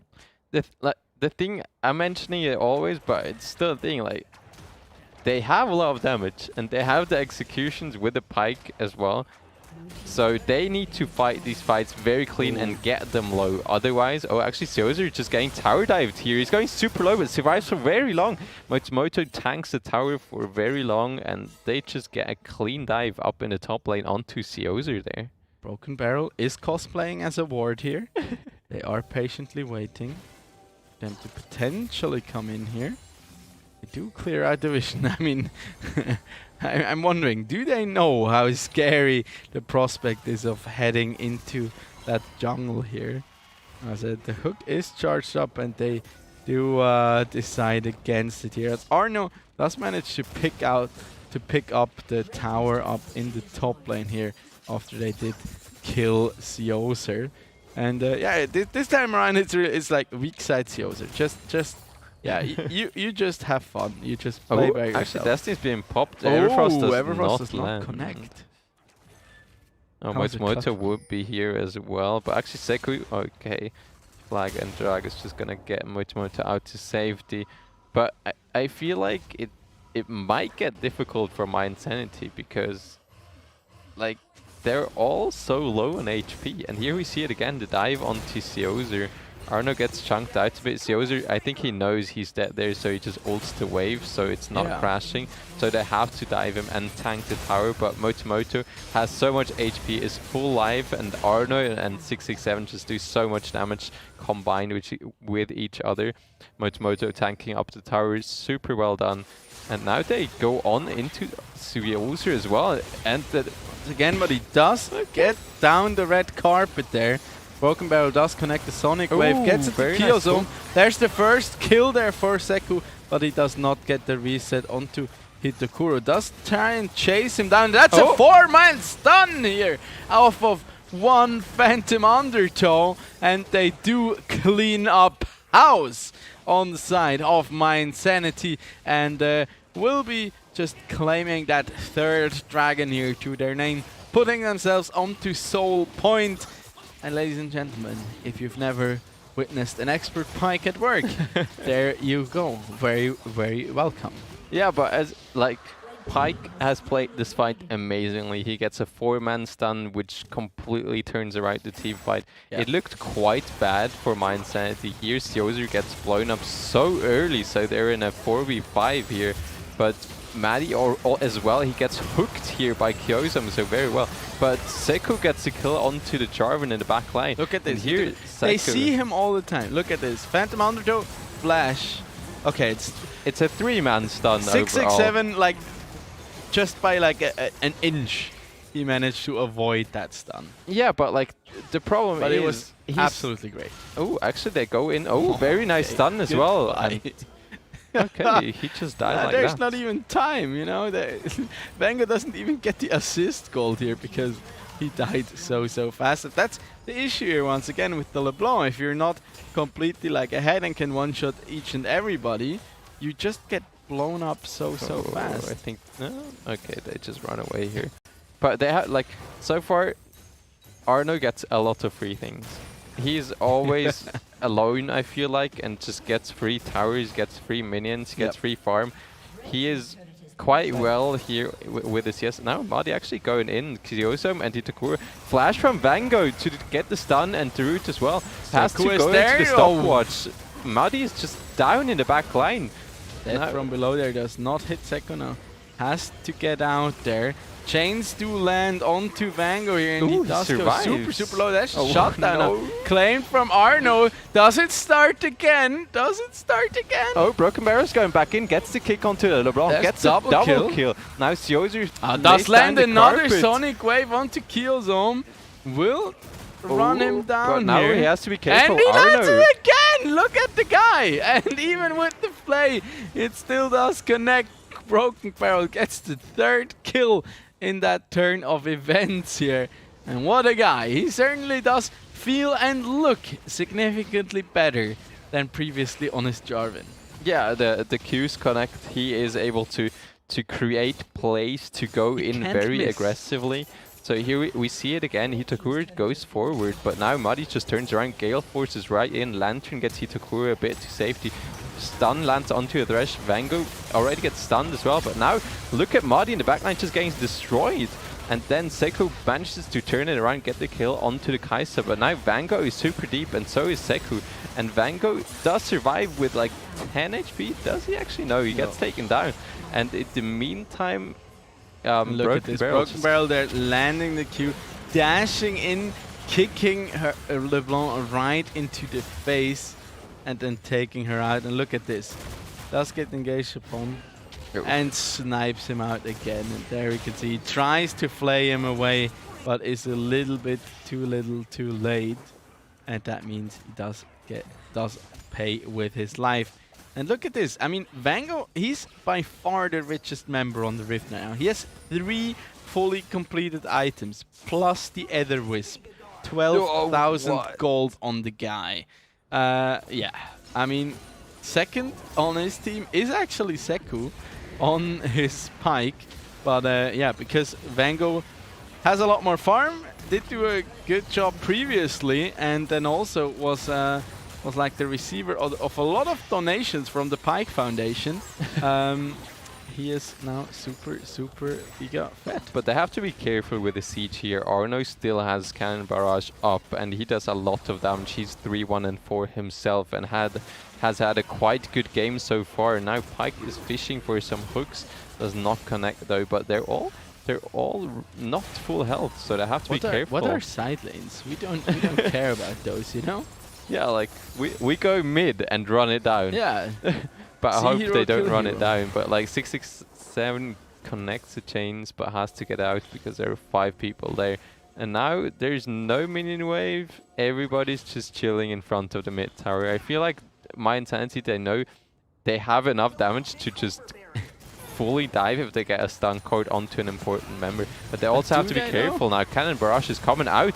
Motomoto is going straight in, but he gets the lead right away. Sekou has to flash away Siozu into the stopwatch. Goes some nice play back. Siozu has to flash all away the way as well. in the back there does take him out, but what? Hitakura does get rooted up by the Blade Caller here. Only Sekou fell so far on the side of My Insanity. So far it's a 2-for-1 trade, but they do have to abandon ship here and cannot continue their push. Yeah, Jarvan went quite deep there. Like it was not even that deep. But the thing is, you know if what? you You know what? Oh, it's Infernal Soul. Yeah, Infernal Soul is a quite good consolation prize. Like, just sieging up, making sure, okay, we keep up the pressure, don't let them leave the base, and then on our way back, we're just gonna claim that Infernal Soul nice and clean. Oh, Sioser. Yeah, he's gonna... Oh, maybe kills him if he lands the hook. Okay, oh, Not quite. very close. But look at this. One Electro Rocket Harpoon taking him down to like around 60% of his HP. Oh, actually, here we see it again. I think, like, engaging onto a team that is like 12k up is a bit dangerous. Like, Cannon Barrage does a lot of damage here. Yeah. And now they think like, oh, let's go in, let's get them. He dodged the Cataclysm with the Gale Force. I didn't even know that this interaction works. But 667, you're doing a good job of just securing that kill, but then Hitakuro stepping too far forward, getting slapped on his fingers. And now my Insanity will pick up this Baron here, as they're up 13,000 gold here. So they really don't they have want to be say, careful. oh my gosh, What? Seku. Seku almost got one shot. Oh my gosh, the trial by fire nearly taking him down, but because they do not have vision onto him, he actually gets to literally heal it off. Oh, Broken Barrel's a bit in an awkward spot. Gets rooted, but kicks him away. There comes but the now ultimate Sioser. out from Sioser. Does take out the LeBlanc. Killzone now also falls. Hitakuro Oh, Seku has the resets. tries to get away, but Seku trying to get the kill in nobody. He's unfortunately not in that brush. And in the meantime, Vango has just teleported into the base here, and yeah, will take out that first inhibitor here. Yeah, I think that. Okay, Seku there, is it actually game, died though? to the red buff. I think red buff plus collector. Yeah, but they taking can. him out. They can Yeah, try I think to they end can. this Yeah, here because it's only Kiyosome only up on the Kyozo. flash. Now 667 is here as well. They do Okay, I think actually they do have they to abandon respect this. Vango is here as well. Okay, never they mind. should have respected it. I think Vango is thinking exactly the same right now. Like, oh damn. Okay, it's still a LeBlanc. She still does a lot of damage. Yeah, I mean they were like making the right call by going away, and then Look Vango at is this, like, though. Vango has 5 completed items. yeah. 5. I mean Vango was like, okay, look, I have 5 items. Like, let me see how much damage my blue card does onto the LeBlanc. Let's And I limit mean, test a little bit. Yeah, I mean he did a lot of damage, but he was on like, yeah, half There we can HP. see it in. Look at this. Yeah, no, our spectator is a dirty Gangplank one trick. So yeah. any Gangplank highlight is bound to be replayed 27 times. Oh, but Broken Barrel There you here. can see the kick again. Plus a nice ultimate actually coming out for Sioser there this time around. Seku only getting the 2 resets actually. He gets 2. Yeah, but That's fair. Broken Barrel 1v1 Kai'Sa in the backline, and he was able to sustain up so in the much. meantime, in then the gets taken picture, out. they are sieging onto the bottom lane. Infernal Soul just being Infernal Soul.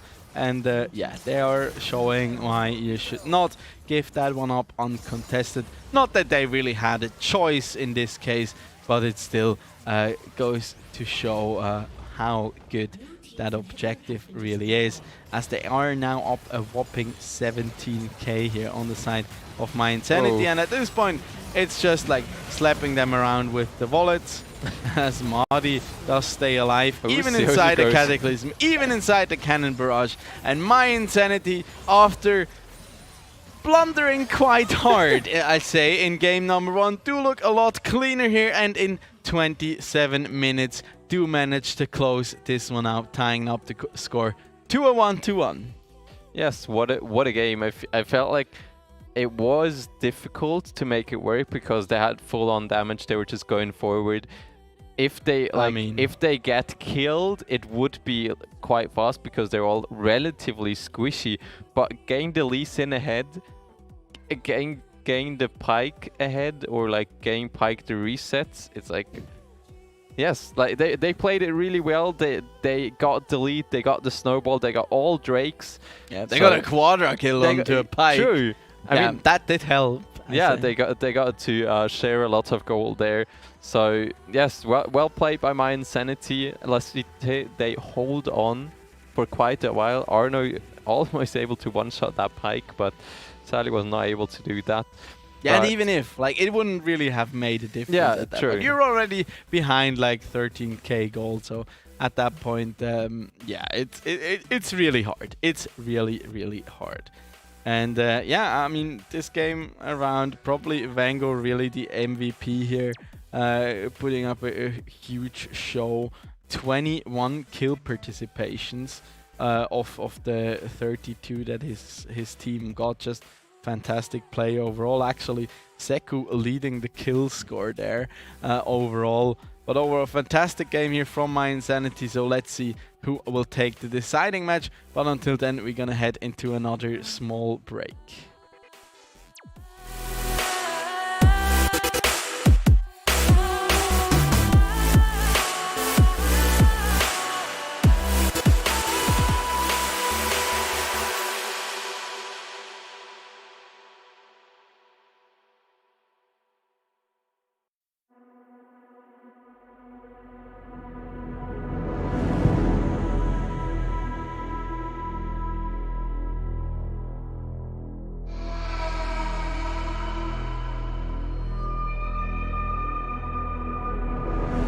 I fell apart when I saw you look at me that way. It broke my heart to see. It was a moment of darkness, a moment in time that I regret for being so heartless. It was a moment of darkness. Moment of darkness.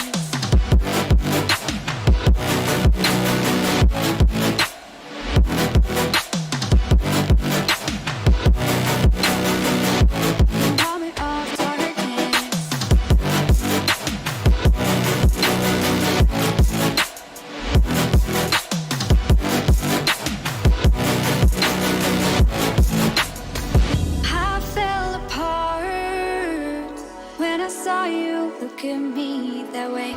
It broke my heart to see.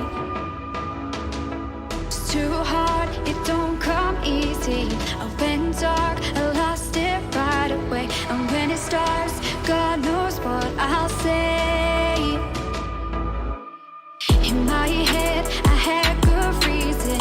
I went red so unexpectedly. I should have said that sometimes happens to me.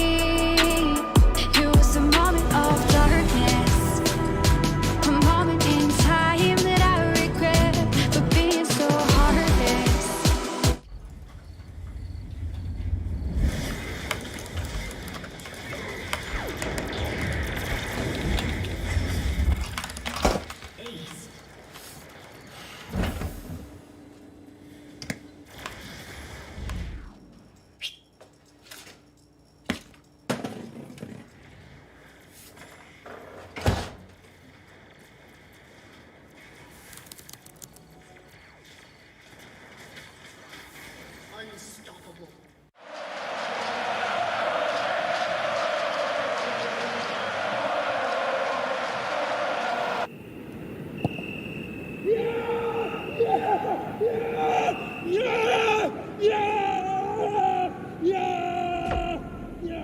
Start your esports career now at play.eslgaming.com.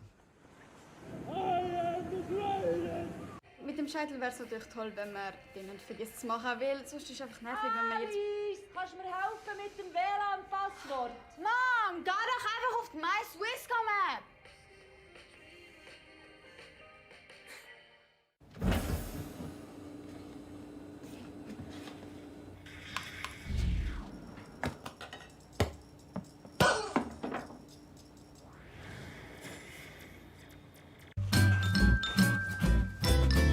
You ready? Huh? Hey, boy, he's a good boy, huh? You ready? Huh?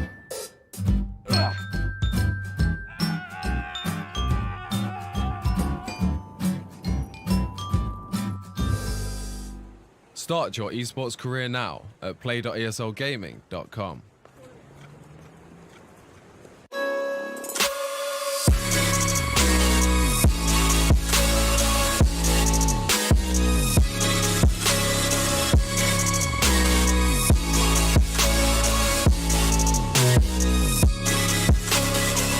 live it, you wear it.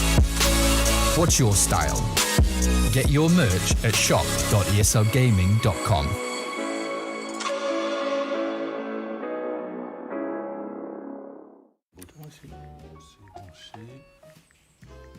Et voilà, Internet ultra rapide. Toujours pas. Ah non. Ouais, allô? Ouais, écoutez, j'ai un souci familial. Ça marche pas. What's your style?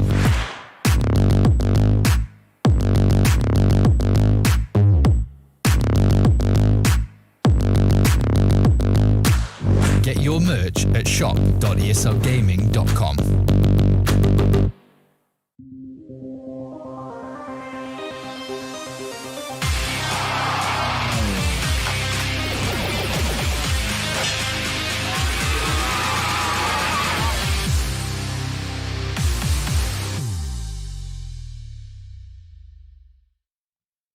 Good evening, everybody, and welcome back for the last time here tonight in the Swisscom Hero League, powered by ESL.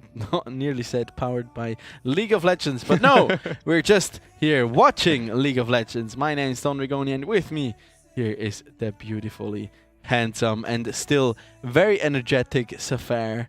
How are you doing after that second game?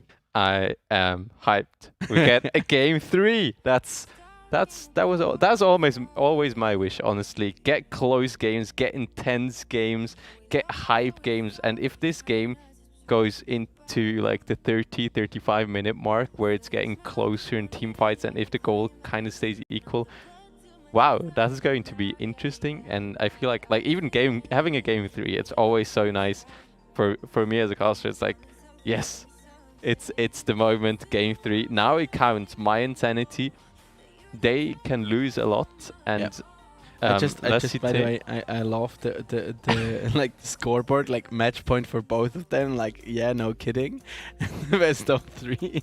But yeah, just for clarity, you know, it's important. Yeah, I mean, there are some people out there that might not know that, True. but it is match point for both teams now. So whoever wins this, they will go straight into the finals. So either My Insanity, are they going to not win, and La Cité, can they make an upset? What do you think? I honestly, like, after game number 2, I have serious doubts here whether La Cité can really match up to them, because that looked so clean. Like, from the beginning on, they were in control, and yeah, they didn't really slip up. I feel like the first game I'm not gonna say trolled, but they like didn't take it that seriously, because they thought, okay, this will be an easy one, a quick one, and then suddenly it went south, and they like, oh, okay, damn, now we have this like 9-1 Riven against us, who like one can like engage into a 4v1 and take us all out, and we really can't do anything against her. Yeah. So yeah, then they decided, okay, it's time to take it seriously now, bring our A game, and that A game looked mighty strong. Yeah, I mean, like, it felt like at first, at game 1, they were like, okay, we got ahead, we just get the snowball rolling, and it's fine, we get it over with, it's fine, we get this.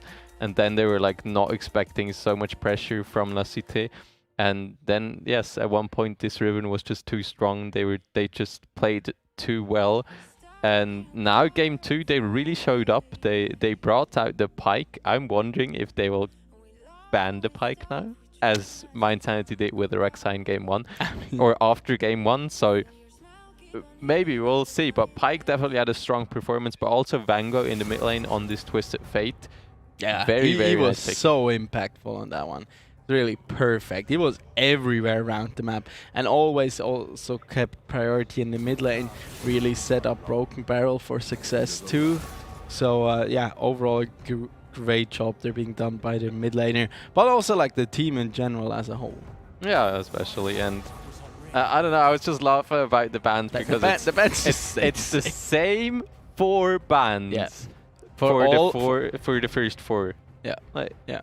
Yes. It's like these 4, they have always been banned. In all the 4 drafts we've seen tonight. Yes, there were 4, because we didn't actually play the first game around, because the Insanity suddenly decided, okay, we're not taking the Rise and the Cannon after all, and we're just gonna repeat the first round bans here from game number 2. So let's see what Classite will pick up first here. Will it be the Thresh here once again? Yeah, like they had some good plays with the Thresh. He actually landed a very nice hook onto the Saya once, but I don't know, maybe exactly once. Yeah, but like maybe they want to secure the Saya for themselves now. Yes, there we go. There we see it, because Saya, a very nice pick for Hitakura here. He was not able to play. He had to play the Kai'Sa twice in a row now. Now Saya, a very champion that is kind of safe in the lane as well. After level 6 with her ultimate, he can escape pretty much everything. So yes, just a very comfort pick for Hitakuri here, prioritizing on that Saya. They banned Rakan, so they can't get this duo together, but Saya obviously pairs as well with other supports, so we'll see what this is going to be. But we will see the Lee Sin again on the side of My Insanity, and I think that's a really good pick up there. Yeah, technically still a flex pick, could be run in the mid lane as well as top lane, but mostly we see him in the jungle these days. And yeah, the TF worked so well for My Insanity, so they're gonna lock that in here once again.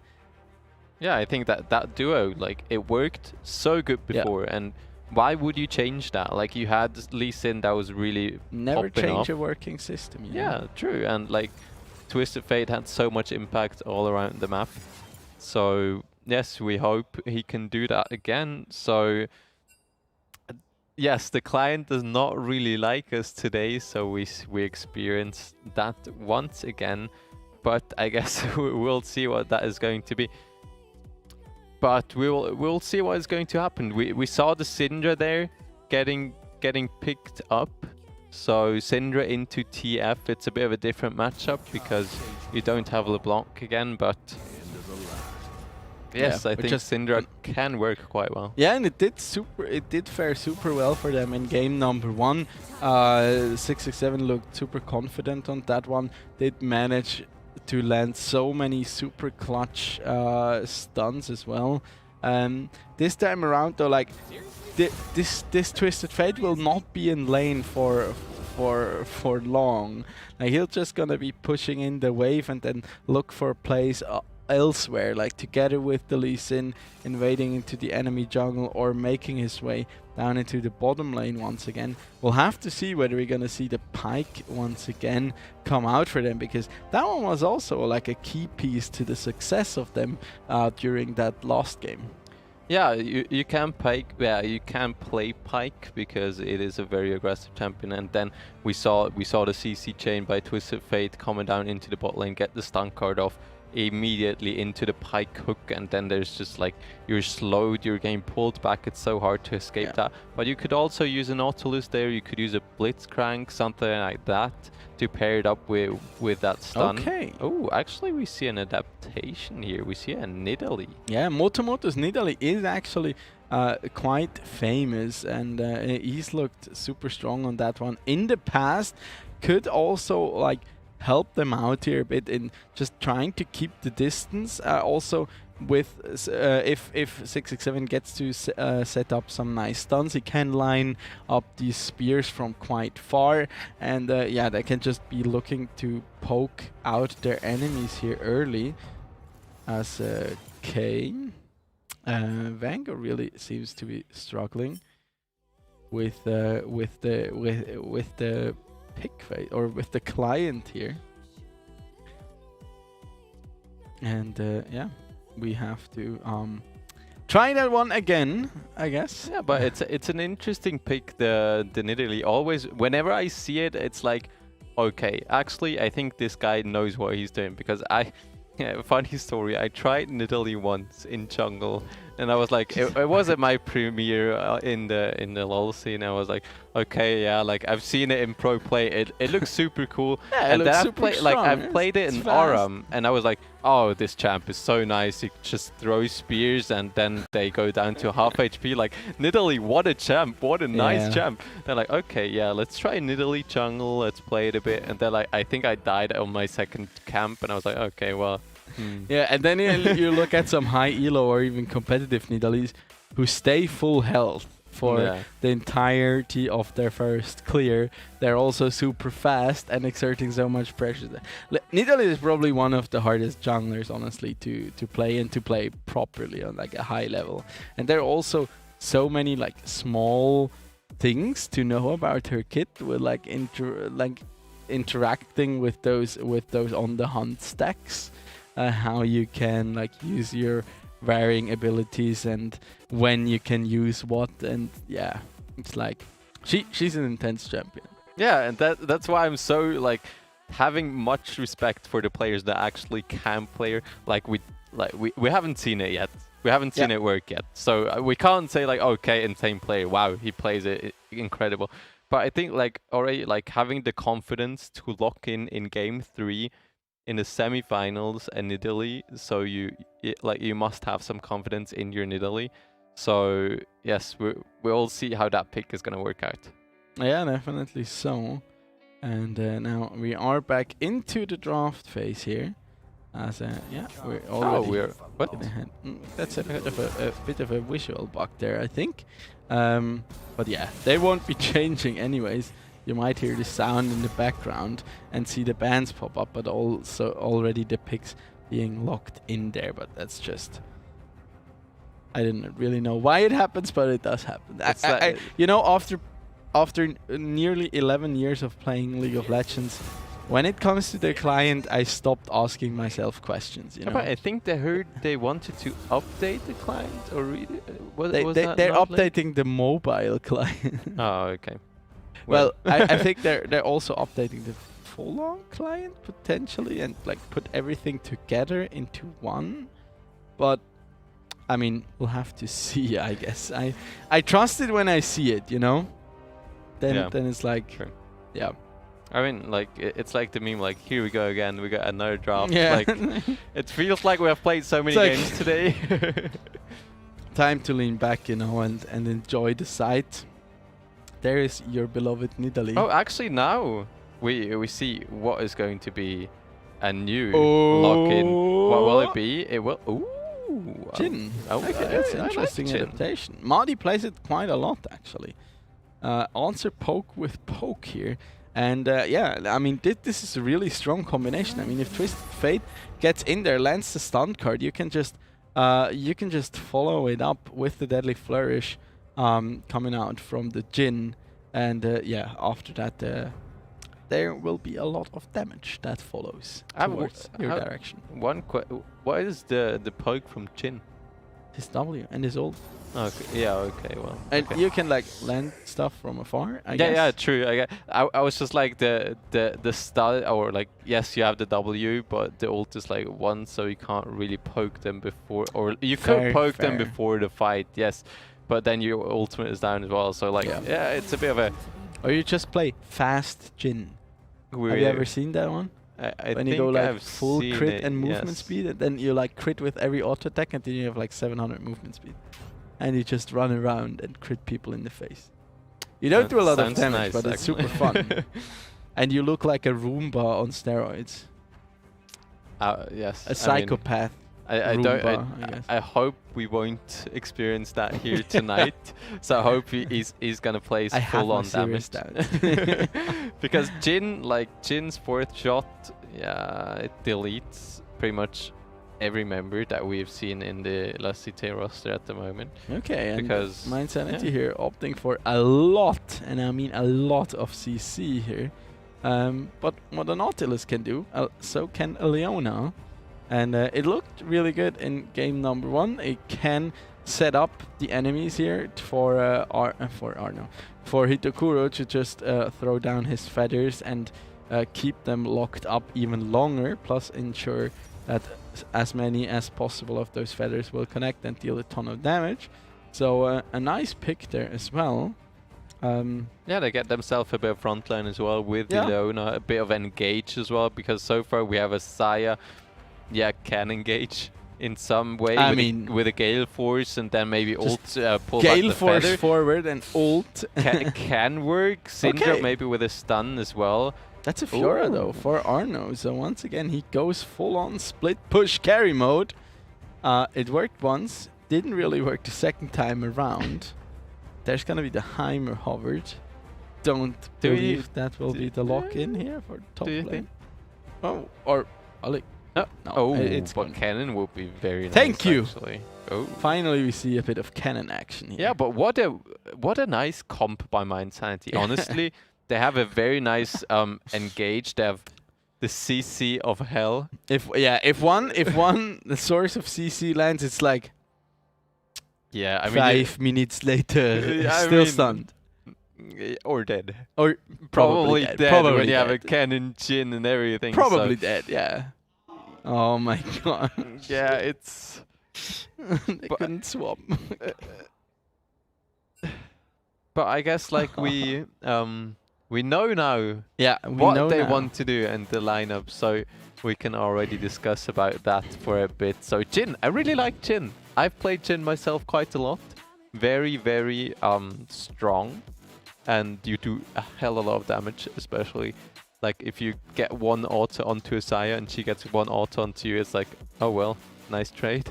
Yeah. So like Jhin, really cool, combined with a Nautilus, very aggressive lane.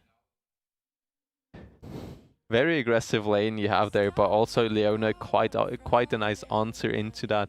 So if they engage onto you, just get the stun, you get a bit of engage going, you are tanky enough to absorb a lot of that damage. So yes, they just have to be careful, especially early, because Leona early, especially if Jhin Nautilus get the early level 2, get a hook even onto the Leona, they just immediately blow her up. So they have to be careful about that. Yeah, or just flash on their head and then like take them out that way, I guess. But yeah, as it stands, we are trying to get back into the game and through the draft here once and for all. As we're gonna be, let's go for the speed run, like world record split right now. Just bam, bam, bam, bam, bam. The fastest draft we've ever seen. I mean, they know how the draft's gonna look like. It's gonna be the exact same. So hopefully they can do that very fast now. But yes, I'm looking forward to the game. I think like Mind Sanity, they have a really nice composition. They've drafted themselves, but also on the side of La Cité, they do seem to have a quite okay comp at least. Like Yeah, it's a bit. I feel like it's a bit off synergy. You know, on the one hand, you have like some a bit of poke coming out from the Nidalee. As well as like the safety from a Zaya and like the setup essentially. And then on the other side, you have like the Fiora who wants to go into side lanes and pressure from there, not really go for any team fights. And then you have the Leona who's the complete opposite, who just wants to go fight, you know, and isn't really good at disengaging at all. So we'll have to see whether they can make that one work.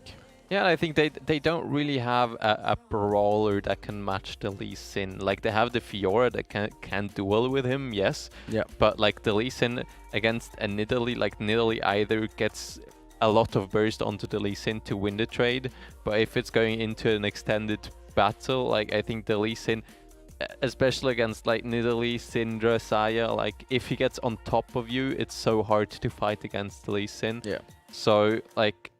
And I mean, if Lee Sin gets rolling here, he'll just be hunting down that kitty, and yeah, it will not be a fun time here. And I mean, Broken Barrel, he looked super confident. It's one of his 3 most played champions, besides the Gragas and the Kha'Zix. So no real wonder there that he was able to play it so well. But yeah, we'll have to see. I mean, maybe La Cité can surprise us again here and look for another upset. I mean, Arno, so far he's had one absolutely incredible game even in the Gangplank game, he looked very solid. He was like holding on for dear life for the longest time. Yeah, but then eventually, this time around, it's really also up to him then. And like, if he manages to get rolling, it will be actually tough here for Mindsanity to take him out, because a fat Fiora that's leveled fast and just running in your side lanes over and over and over again is kind of tough to keep under control. Yes, I see that, but the problem is, if Fiora wants to keep that side lane pressure up, Cannon just like, okay, I don't win against the Fiora in the side lane, okay, well, okay, I fight with the team. It's like the team Mindsanity should win on a battle against the others, and if Fiora is not there, it's gonna be quite tough to fight in any 5v5 fights, or yeah, which would be a 5v4 if Fiora is not there, logically. But still, like, it feels like there is not a lot of HP again, and if you have like a Jhin that does so much damage, especially in the late game, and then just Cannon as well, like if Cannon gets a good flank and you don't really have a lot of HP on your members, like, yes, it's gonna be difficult. Yeah, and then also like Fiora does have the riposte to counter any potential stuns. The problem is against the composition from Mindsanity. Pretty much everybody has a stun. I mean, Lee Sin technically not, but he still has his Dragon's Rage and can displace you. But other than that, if you dodge one stun, you can be sure there will be 2 more flying your way.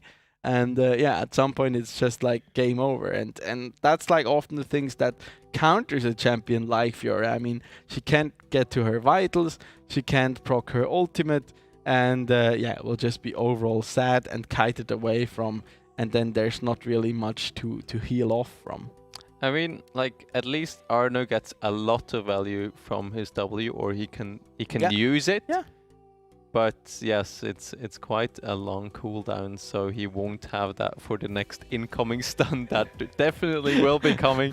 So yes, like, for number 4 and 5 of 27. Like. Yeah, it looks tough if he gets rolling. If they for some reason miss all of the stuns, then yes, there is a world where the Fiora can just run over them and eliminate one after the other. But like, there is a stun card from Twisted Fate. Yeah. There is, I guess Nautilus. that's the first one and most important one to be dodging, because that one's point and click, and then after that, the Deadly Flourish will root you again. The Nautilus, the Dredge line coming out from Nautilus will pull you in, and yeah, I mean, it's like, once again, the gold card here to set everything up, and then just throw everything on top of them. Yeah, and it's like, you don't even need to get too close to get the CC, especially the Deadly Flourish. Yeah, yeah. Like, and I mean, once Vango gets the rapid fire cannon again, he's just he's good. Yeah. He's running around. Oh, look at that golden card. Eat it. Eat it. Eat it. Yeah. It like. Last time he had like 2 items by, I think, like 10 minutes or so. Really? Like tier 2 boots. Yikes. Plus yeah, like Everfrost really and early. the rapid fire cannon. I mean, he managed to get 5 items in like a 27-minute game, which is just insane. Yep. So. Yeah, we'll I mean, I think was he the richest member on the team? Yeah. Yeah. So like. Yeah. Seku was number 2, difficult. and he had like 13 kills. Yeah, true. He had a yeah. lot. So like, yeah, I feel like maybe if La Cité really play it well and Mindsanity maybe don't focus that much anymore, there is a world where La Cité can outplay the stuns and can just outplay Mindsanity.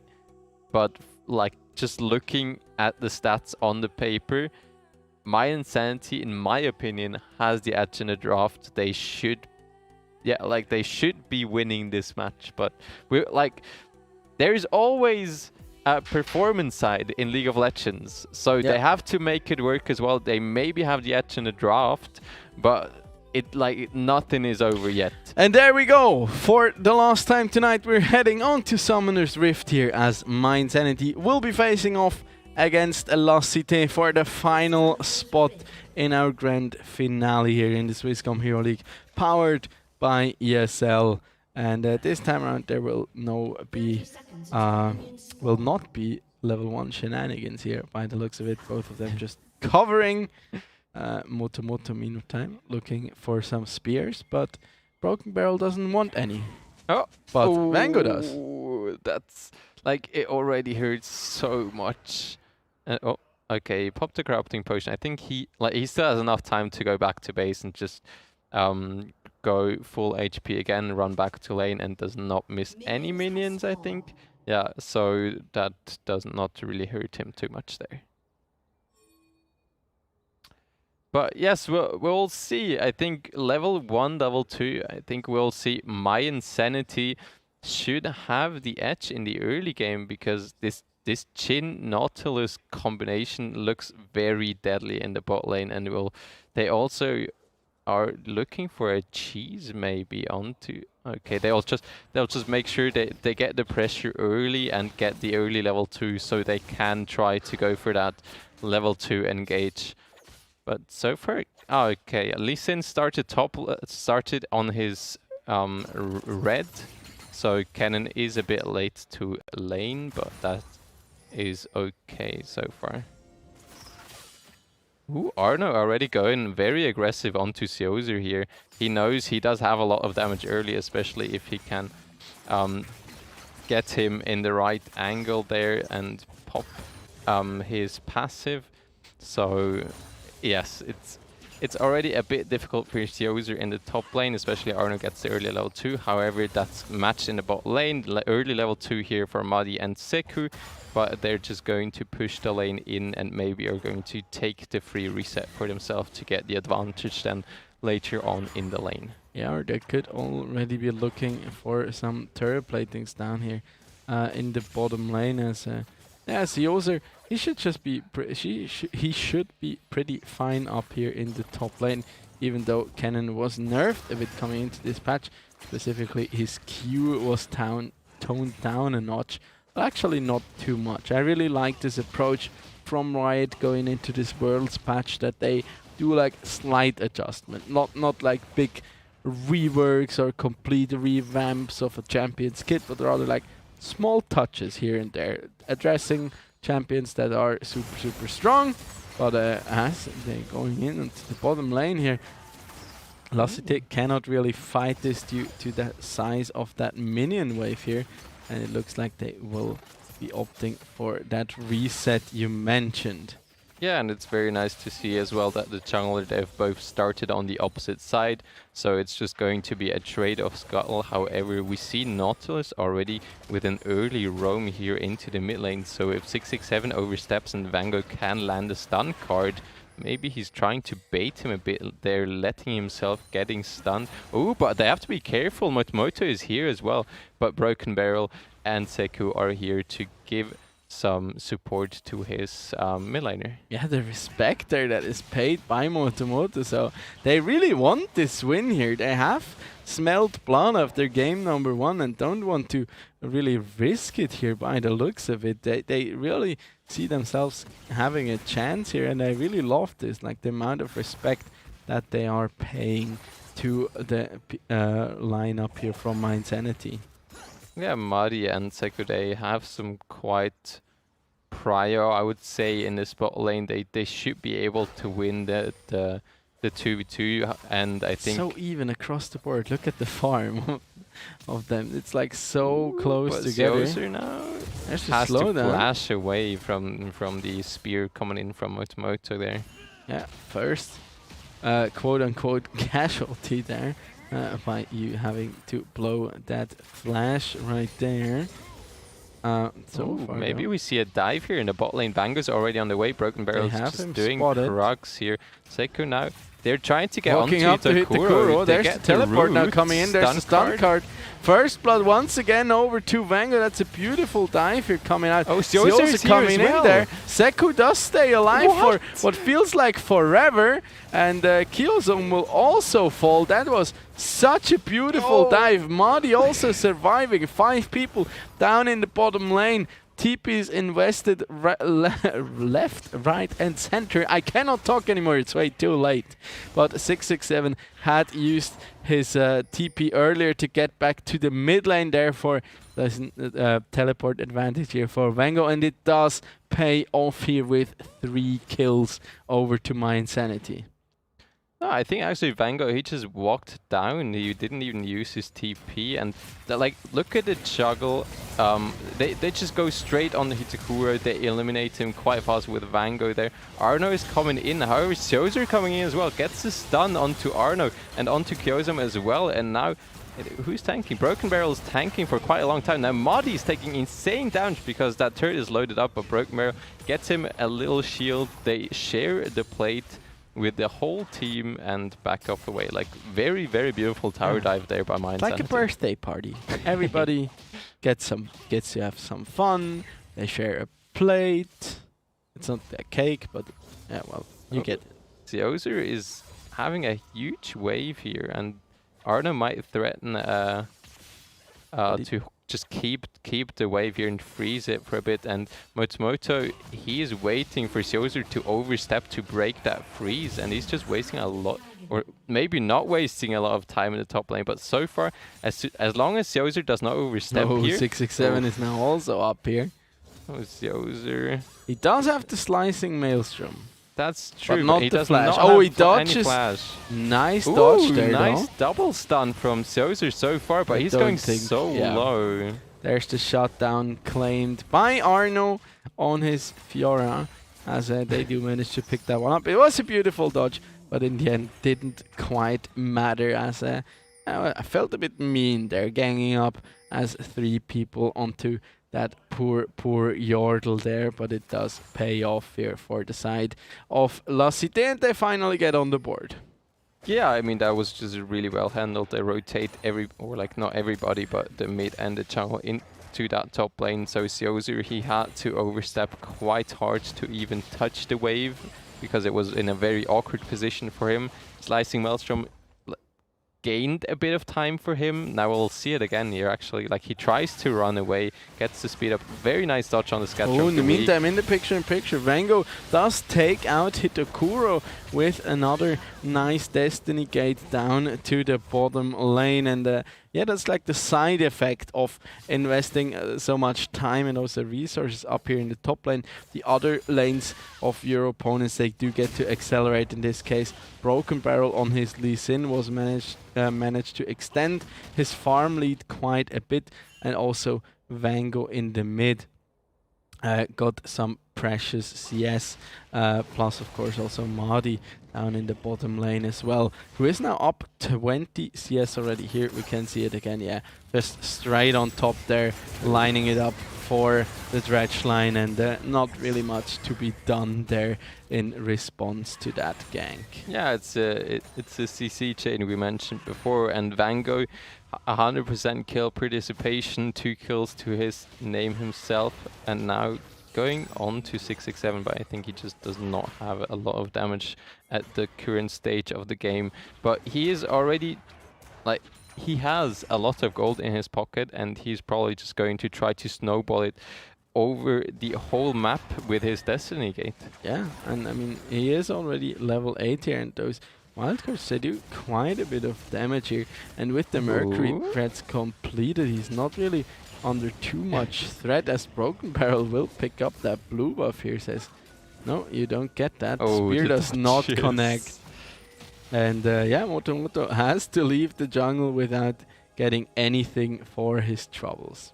Yeah, I think at the moment Motomoto is a bit behind Broken Barrel, and he can just 1v1. I actually don't know who's going to win that, but maybe we see some Dredgeline code next, and that's a double root. Yeah, I was like, he theoretically could ult, but I don't think there's much point to it. The flash was not quite back up there, and yeah, he was just like super caught out there. Yeah, it's a bit unfortunate. I think he actually he should have known that Lee Sin was there, but he just didn't respect it. And Nautilus with a very nice stretch line there. They're going to start up this Herald, and I think they might get away with it because Lee Sin spent a lot of time bot side. Madi gets some free platings, however, so he's getting quite huge on that chin. And what happened in the top lane? Yeah, didn't even realize. Ooh, actually, this looks bad for Arno.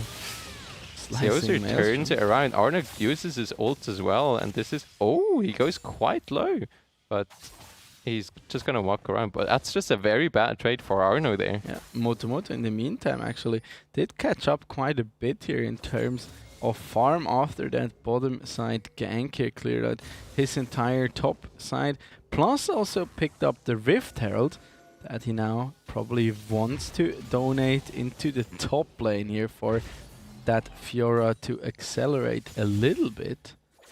Yeah, and I think they know that the Slicing Maelstrom so far is down as well, so maybe they're also looking towards a Slicing Maelstrom, or maybe they're looking towards a dive here. They were using the TP, now Slicing Maelstrom is used, so Arna's getting stunned underneath the tower. Goes down very low, flash forward. Now Arna goes down to around 20 HP, that's so close.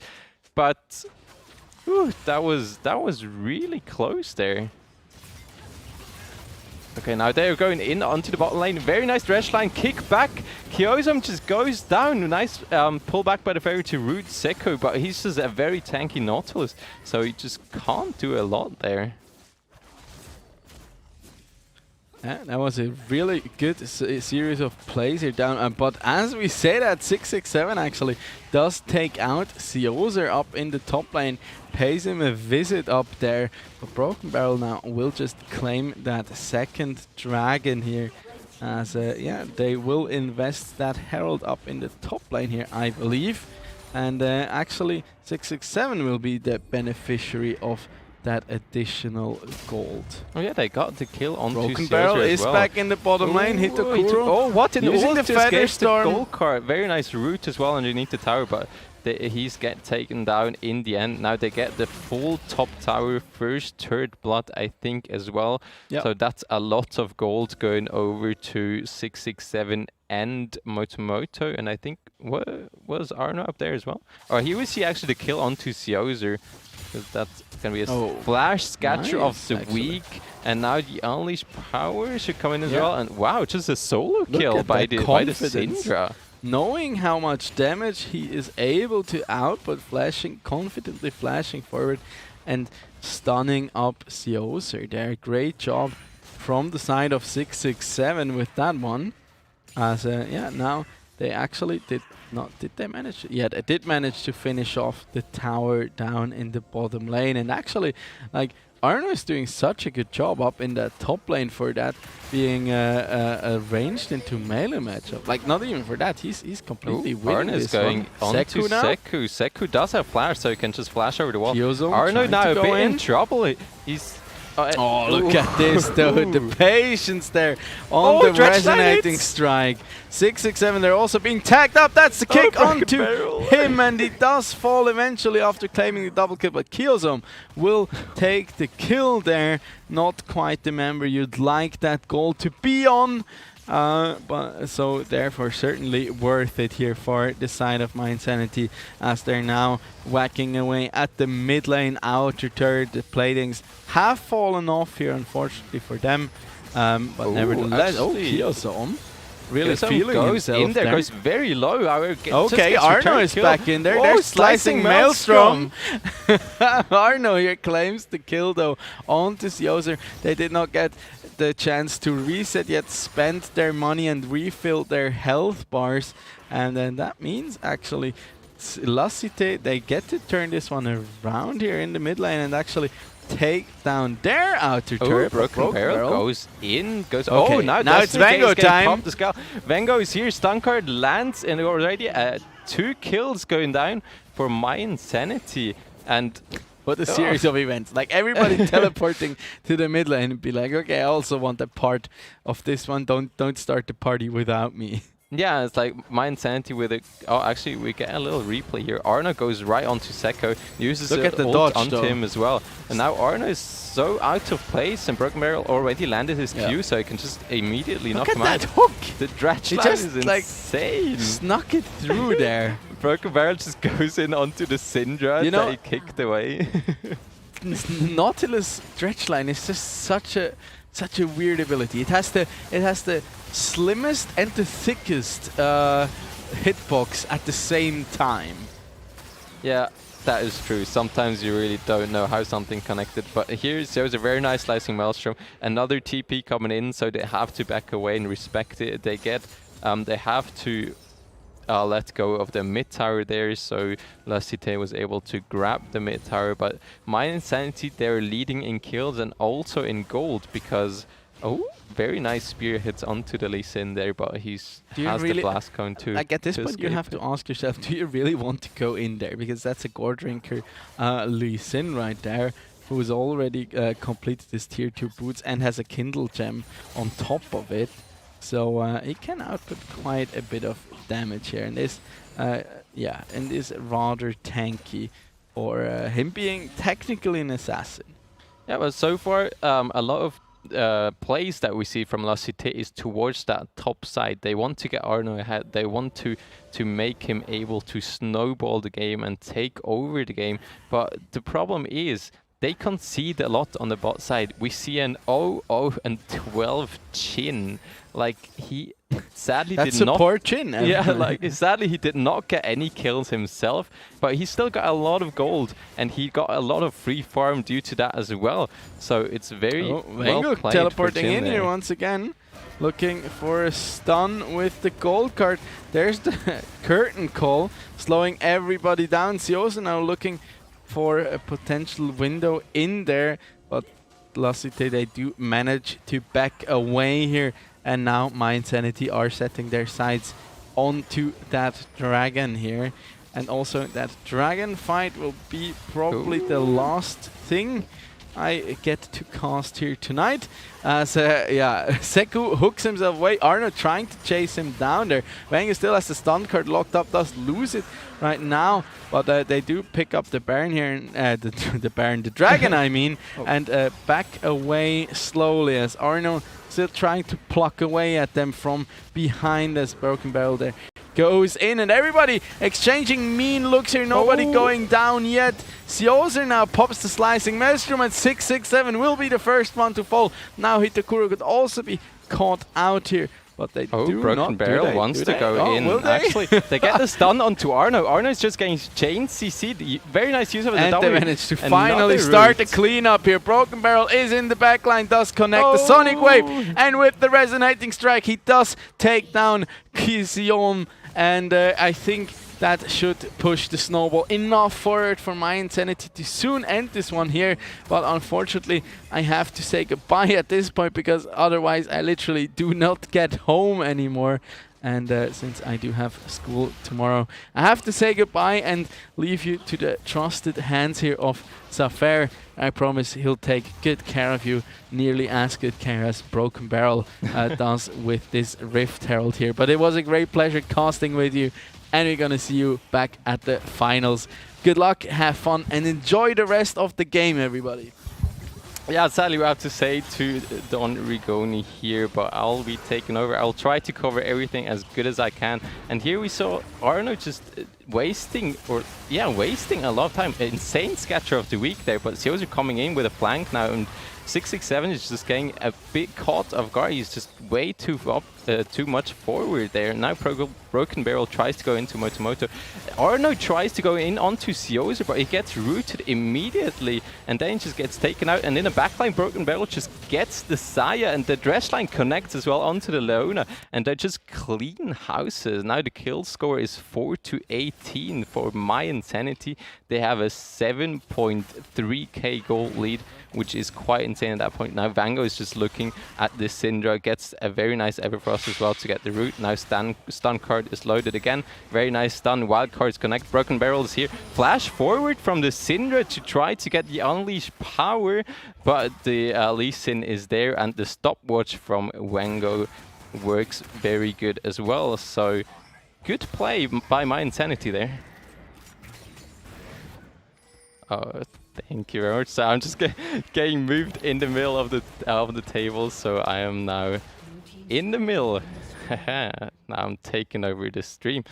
But yes, at the moment it looks really difficult for La Cité. They are down so much. The siege onto the top tower is starting as well, together with the Rift Herald. They take this tower as well. Now I think they'll set their eyes towards this blue buff first, and then towards this Baron, because with the gold lead, actually Syndra TPing towards that mid lane, and now My Insanity. Destiny Gate being popped, a stun card, first one already lands, Deadly Flourish as well. Jhin pops his ult to just snipe the Syndra there. That was a bit of a very aggressive TP with no team there to follow up. Sekko now all alone in the mid lane. Broken Barrel is chasing onto the Nidalee, does opt to walk away because he does not have a team with him. Now Sekko going in onto Arno. Arno has to go away. Solar Flare already spended quite early. Dredgeline connects onto Itakura, ult as well, and Madi just secures the kill, and that is 2 very fast kills for My Insanity. Now they're continuing their siege. Nidalee gets a shot down onto the Nautilus, but tower goes down in the meantime. Now they're just... Oh, very nice stun onto Kyozum. Kyozum just gets deleted by Jhin. And at the same time, we see Xiozr split pushing in the bot side to get another tower. My Insanity, they get everything around the map. They have to give up 1 kill, so Seku went down for that that aggressiveness, but still My Insanity, they got almost all the towers outside of the base from La Cité, and yes, the gold lead is just gonna snowball even further. It's 11k that My Insanity has currently, and like, I don't know if La Cité currently can get out of this because they're so far behind. They have a 0-6-2 Xayah that does not really have a lot of impact in this game, and Jhin already got 3 kills as well. He has 14 assists, and now they're looking onto 667 as well, who's super overextended. Xiozr just going in there. Cinder tries to get something onto Jhin. Unleash power used as well, but she's just getting taken out. She was 1v3 there. I don't know what that positioning was. Broken Barrel now going in onto Kyozum. Kyozum gets the first on Destiny Gate, getting popped as well, but that is into the mid lane. They get the Nidalee in the mid lane, and that looks really rough. That's already 2 kills. For My Insanity. Lee Sin is still chasing the Loner in the bot jungle. Now the team is coming as well, but Broken Barrel got the solo kill in the end. They needed a bit of time for that because Lona is just so tanky, but now they'll continue the siege onto the mid turret. They should be able to get this. They don't push forward for the inhibitor, but now they will opt to go for the Baron, or maybe punish the Fiora that is just desperately split pushing top to get something at least on the map. But My Insanity opts to go for the Baron. They get the Skull Crab as well in the meantime, and Arno actually was able to secure the tier 2 top turret, so he got a lot of gold. So maybe he can do something with that. But the problem is, if he doesn't have the support of his team, he's just going in there alone. Maybe Leona can jump in with him as well. So we will see how that works. Now, actually, Moto gets the Drake. TP is being channeled into the bot lane. Nautilus is on the way as well. So Moto has to be careful here. Cannon is around. Nautilus coming in as well. So is Broken Barrel. Another TP is used. Moto has to jump out. Nautilus already used his ult onto Moto. Now Dragon is going down very low. Broken Barrel is able to secure the Drake here. Ooh! The Q from Broken Barrel slightly misses Moto there. I'm quite sure he would have committed to that looking at the HP bar. But okay, Fiora, I don't know what you're still doing there. That is an easy kill pickup from My Insanity. And now Arno, with Arno dead, I don't know if they can fight this. Moto going for the Crux as well. Vango pops the Destiny. He's all alone against Hitakura. Very nice stopwatch to not get rooted. On the other side, Broken Barrel just gets the kill onto Nidalee. Now, stun card into Everfrost. Xiozr is there now as well. Eliminates the Xayah. Now Kyozome, last man standing for La Cité here, gets taken out by the Jhin shot. And I think that should be it. They should be able to get the final push here on towards the Nexus turrets. and there's only Arno here that is the last man to defend, gets Nautilus ulted immediately, and yes, like Nexus, they don't go for the Nexus, they try to get the kill. Lee Sin is going in to get the kick. The insect did not work, but he survived underneath the fountain, and yes, hello, My Insanity take the win. They take down La Cité 2-1. What a game we've just witnessed. My Insanity, they got the snowball. They were able to make it work, and wow, what a game. I'm so I'm astonished by how they played it out, and now I have to kind of figure out what I'm saying because I'm not talking to anyone anymore. But like, wow, what a game. I feel like Siozer played a very nice cannon in that top lane, was able to do some very great plays. Broken Barrel on that Lee Sin in the jungle. He already showed what he can do in game 2, game 3. Again, what a performance. Vango, whenever he popped the Destiny, you know somebody is going to die on the Rift. So like, he's just such a threat. And the problem, I think, honestly, in my opinion, I think the problem was La Cité. They just used so much resources towards that top side. They tried to get Arno ahead. They tried to play through Arno. So the Chin and Nautilus lane, that is so good in the laning phase, but also in the later stages. And if Jhin is getting fed, he just does so much damage. And they were able to free farm. They were able to scale freely. Saya was just getting focused already very early on with the dive in the bot lane. That was just... Yes, honestly, I think that was one of the highlights as well. My Insanity getting the perfect execution on the dive, so nobody dies there. So incredible play by My Insanity, and they come out on top. They show that they are the better team today against La Cité. They will move on to the finals, where they will face up against Lostic at the Hero Fest in Bern. So this is definitely going to be a banger match. And I feel like My Insanity, they may be like, I don't know if they did not respect it or if they were like thinking it would be not too difficult anymore as soon as Vanguard got these 6 kills in the early game with a LeBlanc, but then just couldn't snowball enough. And Arno with an insane performance on the Riven. I have to say that was really well played by Arno there, and he was just able to keep them in the game. And yes, it's just insanely played by My Insanity once again. They really know how the composition worked. They played around it. They had, in my opinion, the better draft as well. So very well executed, very well played by My Insanity.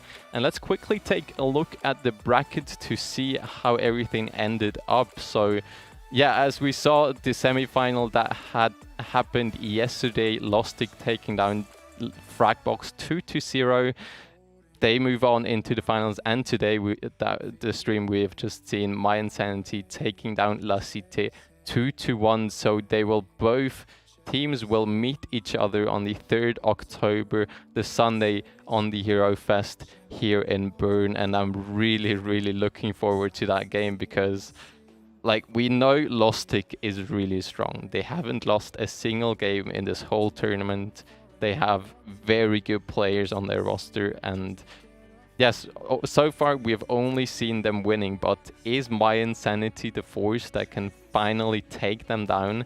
Is My Insanity the team that can face up against Lostic and say like, hey, look, we have a game plan, we know how to beat you, and we will beat you? And I hope it's going to be an intense fight on the Hero Fest, because yes, it's just always nice to see good League of Legends games. It's always nice when they're going close as well, because yes, it's just such a hype. You don't really know who's going to win, especially now My Insanity making the comeback. I was a bit like not really knowing, would they make the comeback? Is La Cité actually that strong? But My Insanity made it in the end. So let's take a quick look at the upcoming days, so you know what is going to be streamed here on this channel. So tomorrow we will have the second semi-final of the CSGO tournament, which also I think will be a banger from what I've heard. Then on the 2nd of October at the Hero Fest, we'll have the finals of the CSGO tournament. And on the Sunday, the 3rd of October, we'll have the finals in Clash Royale and in League of Legends. So definitely make sure to be here with us at the Hero Fest. Either Saturday and Sunday for both finals. If you're really an esports enthusiast, if you're a league enthusiast, join us on Sunday. I'll be there. Don Rigoni will be there as well with me. So I'm really looking forward meeting you all as well. I hope we have a nice crowd that is able to really hype up these matches, that can cheer for both sides as well, because in my opinion, it's always the nicest thing in an offline event when there's like a crowd and you really feel the energy, and like one team is facing against the other, and like if there's an insane play, like everybody's going crazy, like, whoa, what is that damage? So I'm just looking forward to that, and I really hope you will be there with us to cheer on for your favorite team. Let us know on Twitter as well who is going to be your favorite team. Who do you think will win the finals? Because yes, predictions are always quite nice, and I actually don't know myself who's going to take the win. No, I'm actually going to save my predictions for now. I'll probably go over the stats and save myself a bit longer to see who is going to take over then in the grand finals. But yes, what a game we have witnessed today. It has been a blast for me being able to cast here, and it's just a super nice opportunity for me as well. Like as a Rocket League player, like it's just so nice getting into the league community. We see a lot of very nice players here as well. So it's just super cool to have these great moments all throughout esports, all throughout all of the games. And yes, I'm just looking forward to the upcoming shows.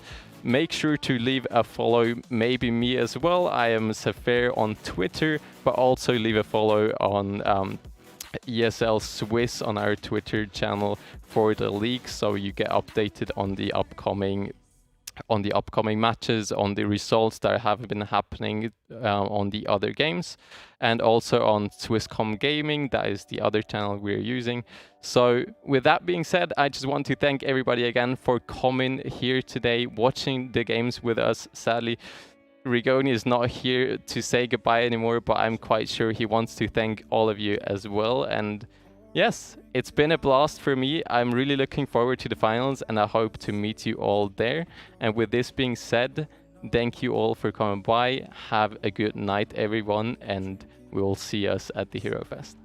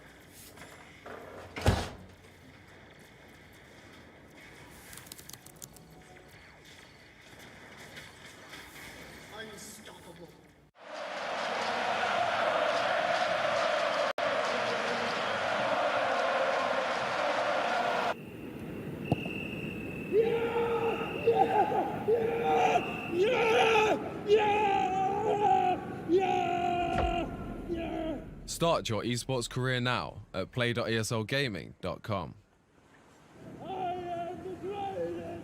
Mit dem Scheitel wäre es natürlich toll, wenn man den nicht vergisst zu machen, weil sonst ist es einfach nervig, wenn man jetzt... Alice, kannst du mir helfen mit dem WLAN-Passwort? Mann, geh doch einfach auf die My Swisscom App!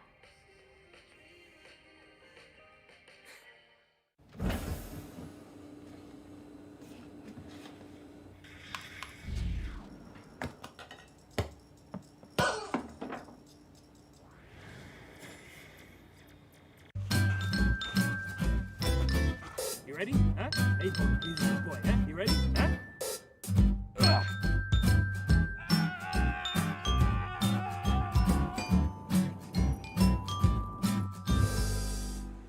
Start your esports career now at play.eslgaming.com.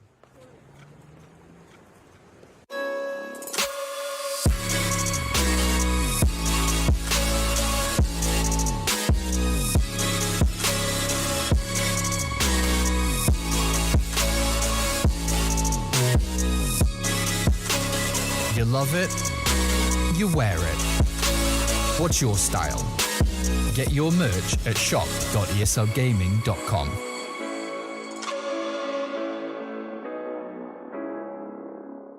Bouton ici. C'est branché. Et voilà! Internet ultra rapide! Toujours pas.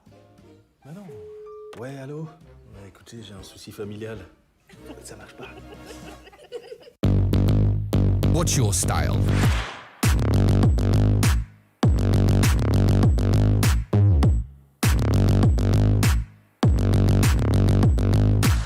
Get your merch at shop.eslgaming.com.